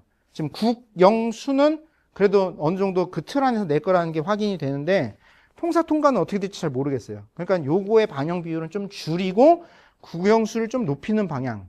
일단은 그게 좀 제일 안전한 방향이지 않을까라고 생각을 하고 있습니다. 근데 이제 또 사실은 이건 진짜 완전 제 개인적인 추측인데 서울의 주요 대학들은 통사 통과 아마 다 반영하려고 할 거예요. 왜? 변별이 중요하니까. 그런데 이제 서울에서도 약간 변두리, 그 다음에 지역으로 가면 어떻게 될까요? 통사만 반영하거나 통과만 반영하는 대학들도 일부 있지 않을까라고 생각합니다. 그러면 자연스럽게 애들은 어떤 패턴으로 나타나요? 통사 통과를 다 치르기는 하나를 버리는 형태의 응시하는 패턴이 나타날 수도 있겠죠. 네. 뭐 이런 것들도 있을 수 있지 않을까 싶습니다. 내신 체제에 대한 개편입니다. 5등급 내신으로 알고 있습니다. 구간이 넓어짐에 따라 디테일하게 챙겨야 할 것이 어떤 것이 있을까요? 사실 챙겨야 될 건 없죠. 그러니까 어쨌든 제가 뭐 등급 이런 뭐 영향 또는 변화 이런 설명 쭉 드리긴 했으나 대입이라는 측면으로 놓고 봤을 때 사실은 이제 높은 등급을 많이 받을수록 좋은 거예요. 당연히 1등급을 많이 받는 게 좋은 거고, 그러니까 이제 1등급을 받기 위한 노력을 하는 게 중요한데, 다만 한간에 떠드는 것처럼 2등급 하나만 받으면 인서를 못한다. 이건 절대 아니라는 거. 이건 뻥이라는 거. 이건 완전 낭설에 가깝다는 거. 근데 이제 진짜 아쉽게 밀리는 경우 있잖아요. 애들 이제 상담하다 보면은 저 2등급 앞이에요. 저 3등급 앞이에요. 막 이런 애들 있잖아요. 이제 이게 아쉬운 거죠. 이런 게 안타까운 거죠. 이런 게 좀 안타까운 거고. 그런데 이제 이걸 너무 대입을 위한 목적으로만 공부하는 게 전 좀 아쉽다고 생각을 합니다. 성공적인 대학 생활을 위한 준비. 고등학교에서 국영수 사고를 왜 배워요? 대학에서 배우는 걸 준비하는 기간이잖아요. 준비를 좀 충실히 하는 것을 좀 생각을 좀 해주셨으면 어떨까라고 생각합니다. 내신은 중간 기말고사로만 산정되는 것인가요? 골고루 잘하는 학생이 유리한가요? 잘 못하는 특성 과목이 있는 경우 많이 불리할까요? 내신은 설명드린 것처럼 중간 기말과 수행평가로 구성된다라는 거. 그 다음에 골고루 잘하는 학생은 이제 이거는 교과와 종합에 따라 달라질 것 같아요. 단순한 계산식으로만 하는 교과라면은 사실은 골고루 잘하는 게 당연히 유리하죠. 그런데 종합은 그거를 이제 사람이 보는 거예요. 기계가 보는 게 아니라 사람이 들어가서 보는 거예요. 그래서 얘가 왜 이 과목에 힘을 썼고 왜 이 과목은 좀 덜 힘을 썼느냐. 이런 맥락에서 중요한 과목인데 힘을 안 썼으면 그건 당연히 영향이 있을 수밖에 없고요. 근데 이제 좀 느슨하게 하는 과목도 사실은 있을 수 있는 거잖아요. 네. 그런 거는 이제 교과냐 종합이냐에 따라 좀 달라질 것 같습니다. 잘 못하는 특성감이 있는 경우 마찬가지입니다. 교과냐 종합이냐에 따라 달라질 수 있고 아닐 수도 있다라고 저는 생각을 합니다. 내신 5등급으로 변별력이 없어지고 학종을 기대하기 어려운 일반고에서 내신을 통한 수시 차별화 전략을 어떻게 가져갈까요? 네. 아주 그냥 기정사실화하고 계십니다. 네. 그러면 이건 결국 학종은 누가 유리하다? 특목자사고가 유리하다. 이제 그렇게 생각하시는 거죠. 당연히 이제 통계적으로 놓고 보면 특목자사고에 학종에서 뽑힌 애들이 많으니 이제 그렇게 생각하실 수 있다는 게 무리가 아니라고 생각은 합니다. 그런데 그러면은 특목자사고 애들이라고 서울대 연고대 쓰면 그 애들이 100%다 붙나요? 일반고 애들은 다 떨어지나요? 아니에요. 그러지 않아요. 네, 그렇지 않습니다. 일반고도 충분히 학종에서 경쟁력 가질 수 있고요. 일반고 애들로만 구성할 수밖에 없는 그런 것도 있어요. 그러니까는 아이씨, 말을 잘해야 되는데. 중3 학부모님들, 어설프게 특목고 갔다가 거기서 4, 5, 6등급 받느니 일반고 가는 게 훨씬 더 나을 수 있어요. 예. 이건 분명한 거예요. 근데 이제 문제는 뭐냐? 우리 애가 특목 자사고 가서 4, 5, 6을 받을지 1, 2등급을 받을지. 그러면 일반고 가면 다 1, 2등급 받아요? 지금 다들 그렇게 생각하시죠? 근데 그건 또 아니라니까요. 가서 하는 거 또 다르다니까요. 네. 그거에 따라 달라집니다. 그래서 애에 대한 좀 냉철한 객관적인 시선으로 좀 애를 좀 봐주셨으면 좋겠고요. 애한테 잘 맞는 고등학교가 전 있을 거예요. 그래서 그 고등학교에서 오히려 좀 더 적극적으로 선생님들과 의사소통하고 뭔가에 집중해서 막 뭔가를 꾸며본 애들이 저는 훨씬 더 대학에 좋은 성과를 낼 거라고 저는 그렇게 생각을 합니다. 네. 그러니까 차별화 전략은 없습니다. 내 학종을 위한 준비를 어떻게 할 거냐가 관건입니다. 지금 현재 교과는 성적 계산에 의해서 등급 숫자에 의해서 그냥 합격, 불합격이 결정되는 구조예요. 그냥 그거는 그냥 시스템 넣어가지고 어느 정도 등급 되냐 그냥 아니냐 해 그냥 가는 거예요. 근데 진짜 애들이 가고 싶은 대학을 가려면 결국 무슨 준비를 할 수밖에 없다? 학종 준비를 할 수밖에 없는 거예요. 그러면은 이왕이면은 애들이 좀 학종의 준비를 미리부터 좀 해서 근데 이제 그러면 이제 또 이제 수능에 이제 집중을 못 하고 뭐 네, 좀 이제 그런 식으로 가는 게 좋지 않을까라고 좋습니다. 전 제일 안 좋은 인식이 바로 일반고가 특목 자사고에 불리하다라는 인식이 저는 문제라고 생각을 합니다. 그 다음에 변별력을 위하여 대비해야 할 것은 무엇인가요? 글쎄요. 여기서 말씀하신 변별력이 무엇을 의미하는 것인지 저는 좀 잘 모르겠습니다. 그 학생은 최선의 노력으로 어쨌든 좋은 성적을 유지할 수 있도록 좀 노력을 하는 게 맞죠. 근데 이제 5등급으로 완화됐다고 해서 이게 무조건 쉬워질 것이냐? 저는 뭐 그렇게 생각하지 않는다는 거는 앞에서 다 설명을 드렸습니다. 소인수 과목의 경우 1등급 받는 것이 지금부터 더욱더 어려워질 수 있을까요? 답은 어떨까요? 지금보다 어려워질까요? 에이, 그건 아니죠. 그러지는 않아요. 지금처럼 어렵지는 않아요. 하지만 생각하시는 것만큼 9등급에서 5등급으로 완화됐다고 해서 또 쉽지만은 않을 거다. 그 사이 어딘가다 정도로 보셨으면 좋겠습니다. 34페이지 참고하시면 됩니다. 수시모집 전형 운영 방식입니다. 수시모집 전형의 기초자료는 무엇인가요? 수시모집의 기초자료는 학교생활기록부입니다. 무조건 학교생활기록부입니다. 대학으로 가는 자료는 학교생활기록부 그거 하나밖에 없는 겁니다. 그게 제일 중요하고요. 생기부 아닙니다. 학생부입니다. 네, 저희 때 생각하시면 안 돼요. 생기부 아닙니다. 학생부입니다. 근데 다만 전형 유형에 따라 좀 중요도에 좀 차이가 있습니다. 네. 그래서 기록과 내용이 좀 주목해야 되는 학생이 있는 거고 숫자, 등급에 좀 주목해야 되는 학생이 있는 거고 그건 이제 어디를 주목하느냐에 따라 달라지는 거라고 보시면 됩니다. 지금 그 만족도 조사 문자가 지금 갔고요. 네. 대학에서 교과와 종합전형의 선발 비중의 변화 여부를 물으셨습니다. 그 다음에 순후체저는 강화될까요? 약화될까요?를 물으셨습니다. 근데 대학의 구체적인 전형 계획은 어디에 담겨 있는다? 시행 계획에 담겨 있다고 제가 여러 차례 말씀드렸습니다. 근데 이게 아직 발표되지 않았습니다. 그래서 좀 조심스러운데요. 근데 주요 대학 기준으로 이야기를 하면 주요 대학은 교과를 좋아할까요? 종합을 좋아할까요? 종합을 좋아합니다. 사실은 대학 보고 니네 마음대로 해. 그러면은 교과 운영 안 할 대학도 많아요. 제가 시립대 현직에 있을 때 실질적으로 교과를 뽑는 대학은 한양대하고 시립대밖에 없었어요. 그러니까 시립대의 교과는 의미가 있었어요. 좋은 애들을 잘 뽑을 수 있었어요. 근데 지금은 교과가 좋은 애를 뽑는지 좀 의문이 있을 수밖에 없어요. 왜? 위에 있는 애들도 위에 대학들도 다 교과를 뽑아버리니. 네. 그러니까 이게 전형 세팅이 우리만 잘한다고 되는 게 아니라 주변 대학들이 어떻게 하느냐에 따라서도 영향을 받는다는 겁니다. 근데 기본적으로는 주요 대학들은 종합을 좋아합니다. 그래서 아마 바꾸진 않을 거예요. 아마 그냥 비슷하게 가지 않을까라고 생각을 합니다. 근데 이제 최근, 그 다음에 수능 최저는, 이것도 좀 이제 봐야 되는데요. 근데 최근에는 수능 최저가 조금씩 완화되는 기조를 좀 보여주고 있습니다. 근데 지금 이제 수능이 완전히는 아니지만 수능이 어쨌든 이렇게 형식이 좀 바뀌다 보니 요거를 좀 예측하기에는 좀 어려움이 있습니다. 근데 이제 좀 변별의 강화를 둔다면은 지금보다 조금 강화하는 대학도 일부 있을 수 있을 거라고 생각하고요. 통사 통과가 좀 문제지만 국수형 중심으로 좀 강화하는 대학은 좀 있을 수도 있다라고 보고요. 그런데 그렇지 않은 대학이라면 그냥 지금 정도 수준으로 계속 유지하지 않을까. 근데 이제 그리고 이제 결국은 이 통사 통과의 실제 난도, 이 실제 난도가 어느 정도냐. 사실은요, 1학년 때 배운 통사 통과라 하더라도 이 난도는 전국 4% 이하로 1등급 만들게 하려면 충분히 할 수 있어요. 난도 조절은 충분히 할 수 있어요. 그 범위 안에서도. 네. 그러니까 이런 게 좀 관건이지 않을까 싶습니다.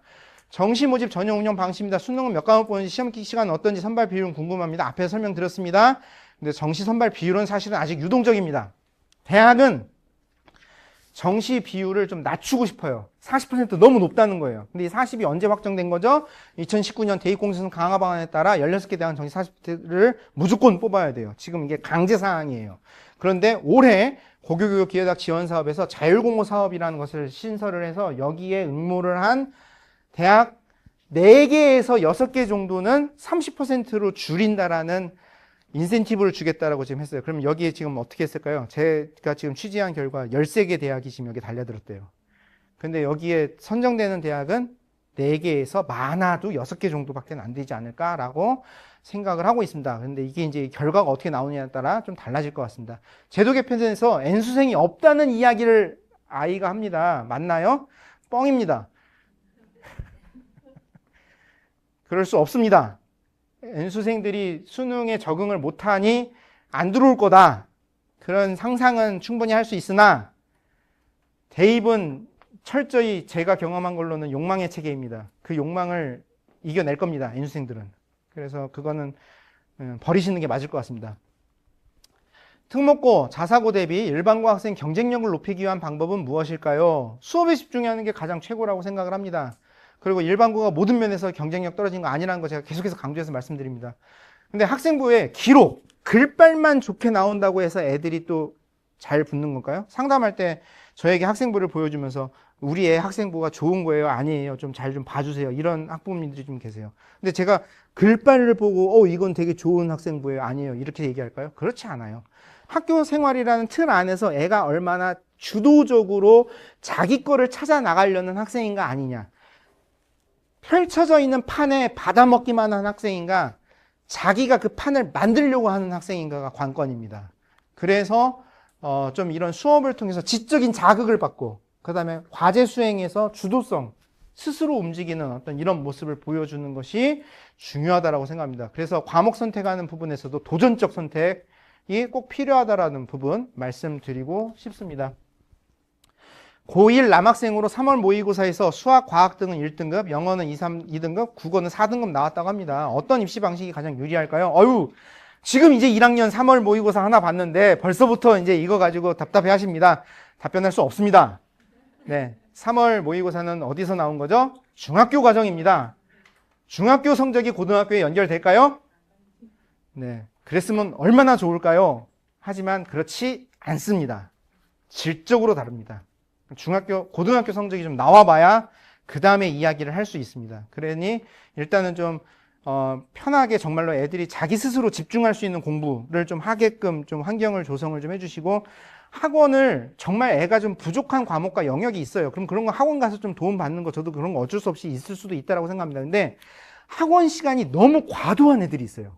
상담을 하는데 너 학원 이런 것도 좀 해봐야지. 이런 거 할 시간이 없대요. 왜 그러니? 했더니 학원에만 뭐 일주일에 막 8시간, 10시간, 뭐 12시간 이렇게 가 있는 애들이 있어요. 이거는 좀 아니라는 거예요. 그건 좀 아닌 것 같다는 거예요. 그래서 좀 어쨌든 자기 스스로 뭔가를 좀 하는 그런 거를 했으면 좋겠습니다.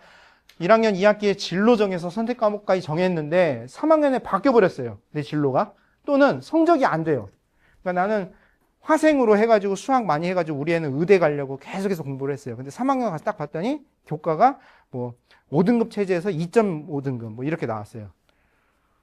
지금으로 얘기하면 뭐 한 3, 4등급 되는 거죠. 그럼 어떻게 해요? 망해버린 거 아닌가요? 헛수고 아닌가요?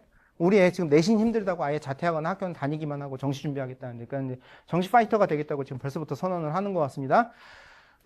진로를 정한다고 구체적인 학과 단위 아니면 구체적인 직업 수준까지 정하라고 하는 건 아니에요. 계열 정도 수준을 좀 정했으면 좋겠다는 겁니다. 계열. 그럼 여기서 말하는 계열은 뭘 얘기하는 거냐? 인문학이냐, 사회과학이냐, 경영경제냐, 사범계열이냐, 자연과학이냐, 물화생지 베이스의 공과대학이냐, 메디컬이냐, 예체능이냐. 그러니까는 저희 대학 다녔을 때 단과대학 정도 수준의 묶음. 그 정도 범위의 선택만 좀 하시면 어떨까라고 생각을 합니다. 물론 의대를 가기 위해서 열심히 노력을 했지만 3, 4등급 정도를 받으면 당연히 의대는 못 가는 거죠. 근데 그렇다고 해서 그 모든 게 다 헛수고일까요? 저는 그렇지 않다고 생각합니다. 그거와 관련된 인접학과 충분히 갈 수 있는 거고요. 네, 무슨 뭐 임상병리라든가 또는 물리치료라든가 뭐 이런 쪽으로도 충분히 갈 수 있는 거고 아니면 다른 어떤 뭐 식품 관련 뭐 이런 쪽 화학 관련 그런 쪽으로도 저는 충분히 갈 수 있다라고 생각을 합니다. 그러니까 이런 유사한 계열 내 다른 학부과도 많이 있으니 좀 이렇게 시야를 넓히는 게 현실적이라고 생각을 합니다. 고교의 교과 성적 내신 준비가 힘들다는 학생이 수능 준비는 쉬울까요? 얘는 지금 여우 피하겠다고 호랑이 굴로 들어가는 겁니다. 네. 근데 이제 사실은 이런 애들이 좀 제법 있습니다. 근데 또 하나, 그러면은 진짜 교과를 다 버려버리고 수능에만 집중했습니다. 그렇다고 수능 진짜 그럼 다 무조건 실패할까요? 그러지도 않아요. 성공하는 케이스도 한두 케이스는 있어요. 분명히 있어요. 근데 그러니까 이거는 결국은 무엇에 따라 달라지는 거냐? 애를 좀 냉철하게 보셔야 돼요. 그러니까 우리 애이기 때문에 객관적이 되기가 좀 어려우신데 우리 애를 좀 객관적인 시선으로 좀 바라보시고 좀 했으면 좋겠다는 겁니다. 그리고 2028 이후에는 이제 수시와 정시의 경계가 좀 많이 사라지는 형태로의 전형 패턴이 만들어질 가능성이 높다라는 겁니다. 그래서 정시 파이터를 한다라고 하더라도 교과 평가하니 교과를 아예 버려버리면 안 된다는 거. 그런 것들도 꼭 좀 이야기를 해 주셨으면 좋겠습니다. 네. 9시가 넘은 것 같은데 도움이 좀 되셨나요? 너무 어렵지 않았나요? 네, 근데 이제 조금 한번 이렇게 생각해 보시고 이렇게 좀 다시 한번 읽어 보시고 그러면은 그래도 좀 의미를 잃지 않을까 싶습니다. 혹시 질문 있으신가요?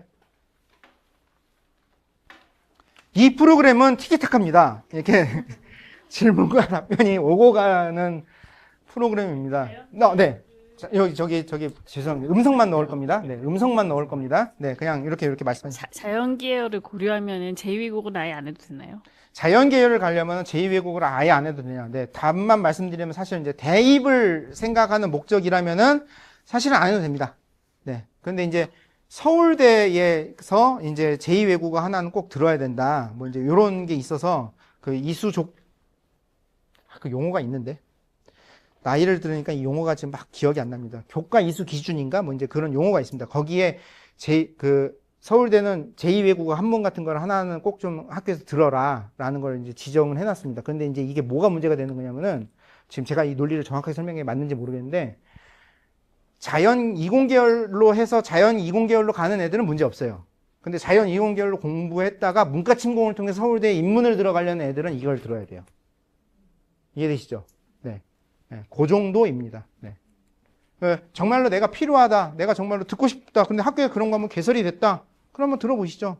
나는 일본 문화 너무 좋아해요. 일본어도 좀 공부해서 일본 여행도 좀 가고 싶어요. 근데 일본어가 개설이 됐어요. 들을 수 있는 거 아니에요? 내가 자연계열 학생이라 하더라도. 네. 그렇게 생각하시면 될 것 같습니다. 또 질문 있으신가요? 네.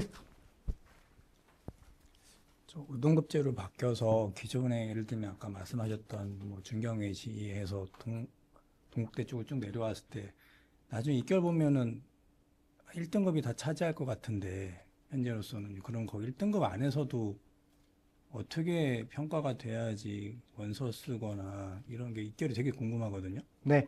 지금 현재 그 학생들 교과 전형 지원을 하기 위해서 대학 어디가에 성적을 쭉 입력을 하시잖아요. 그러니까 지금 제가 막 고생해서 만든 그 슬라이드 거기 막 변환했던 표 있잖아요. 그런데 과목별로 해서 등급이랑 막 그 성적 정보를 쭉 입력을 합니다. 그럼 그걸 자동으로 계산을 해줘요.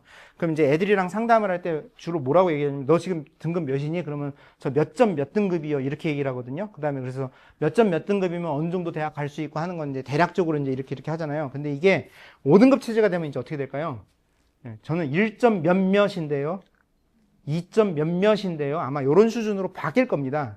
그런데 이제 제가 이제 아까 계산해서 보여드렸던 것처럼 이제 중경외시 또는 이제 건동 수준까지 했을 때 5등급 환산 체제에서 2등급이 갈 수 있겠느냐. 근데 그거는 이제 잘 모르겠어요. 그렇게까지 잘 모르겠어요. 근데 그건 좀 더 많은 데이터를 가지고 시뮬레이션 실제 좀 돌려봐야지 알 수 있는 이야기라고 생각을 하고요. 그런데 이제 한간에 떠드는 것처럼 뭐 2등급 하나, 과목 하나 2등급 받았다고 못 간다. 그건 낭설이라고 걸 말씀드리겠고. 그런데 제가 이게 변별이 될 정도로 충분히 변별이 이루어진다는 건 뭐냐면요.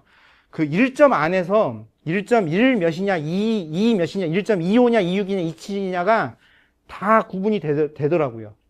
쭉 구분이 되더라고요. 그럼 결국은 1등급 안에서도 99개의 단계가 있는 거예요. 예, 그러니까 충분히 등급을 나누는 데에는 애들 변별을 하기 위한 어떤 등급을 나누는 데에는 크게 문제되지는 않을 거라고 생각합니다. 답변이 됐는지 모르겠습니다. 그거 물으신 거 맞죠? 네네네. 그리고 아마 이제 지원하실 때 정도가 되면은 그 5등급 체제에서 변환해서 몇 등급 뭐 이제 이런 것들이 계산기가 나올 거예요. 그러니까 일단 너무 그렇게 크게 걱정하지 않으셔도 될 것 같습니다. 또 질문 있으신가요?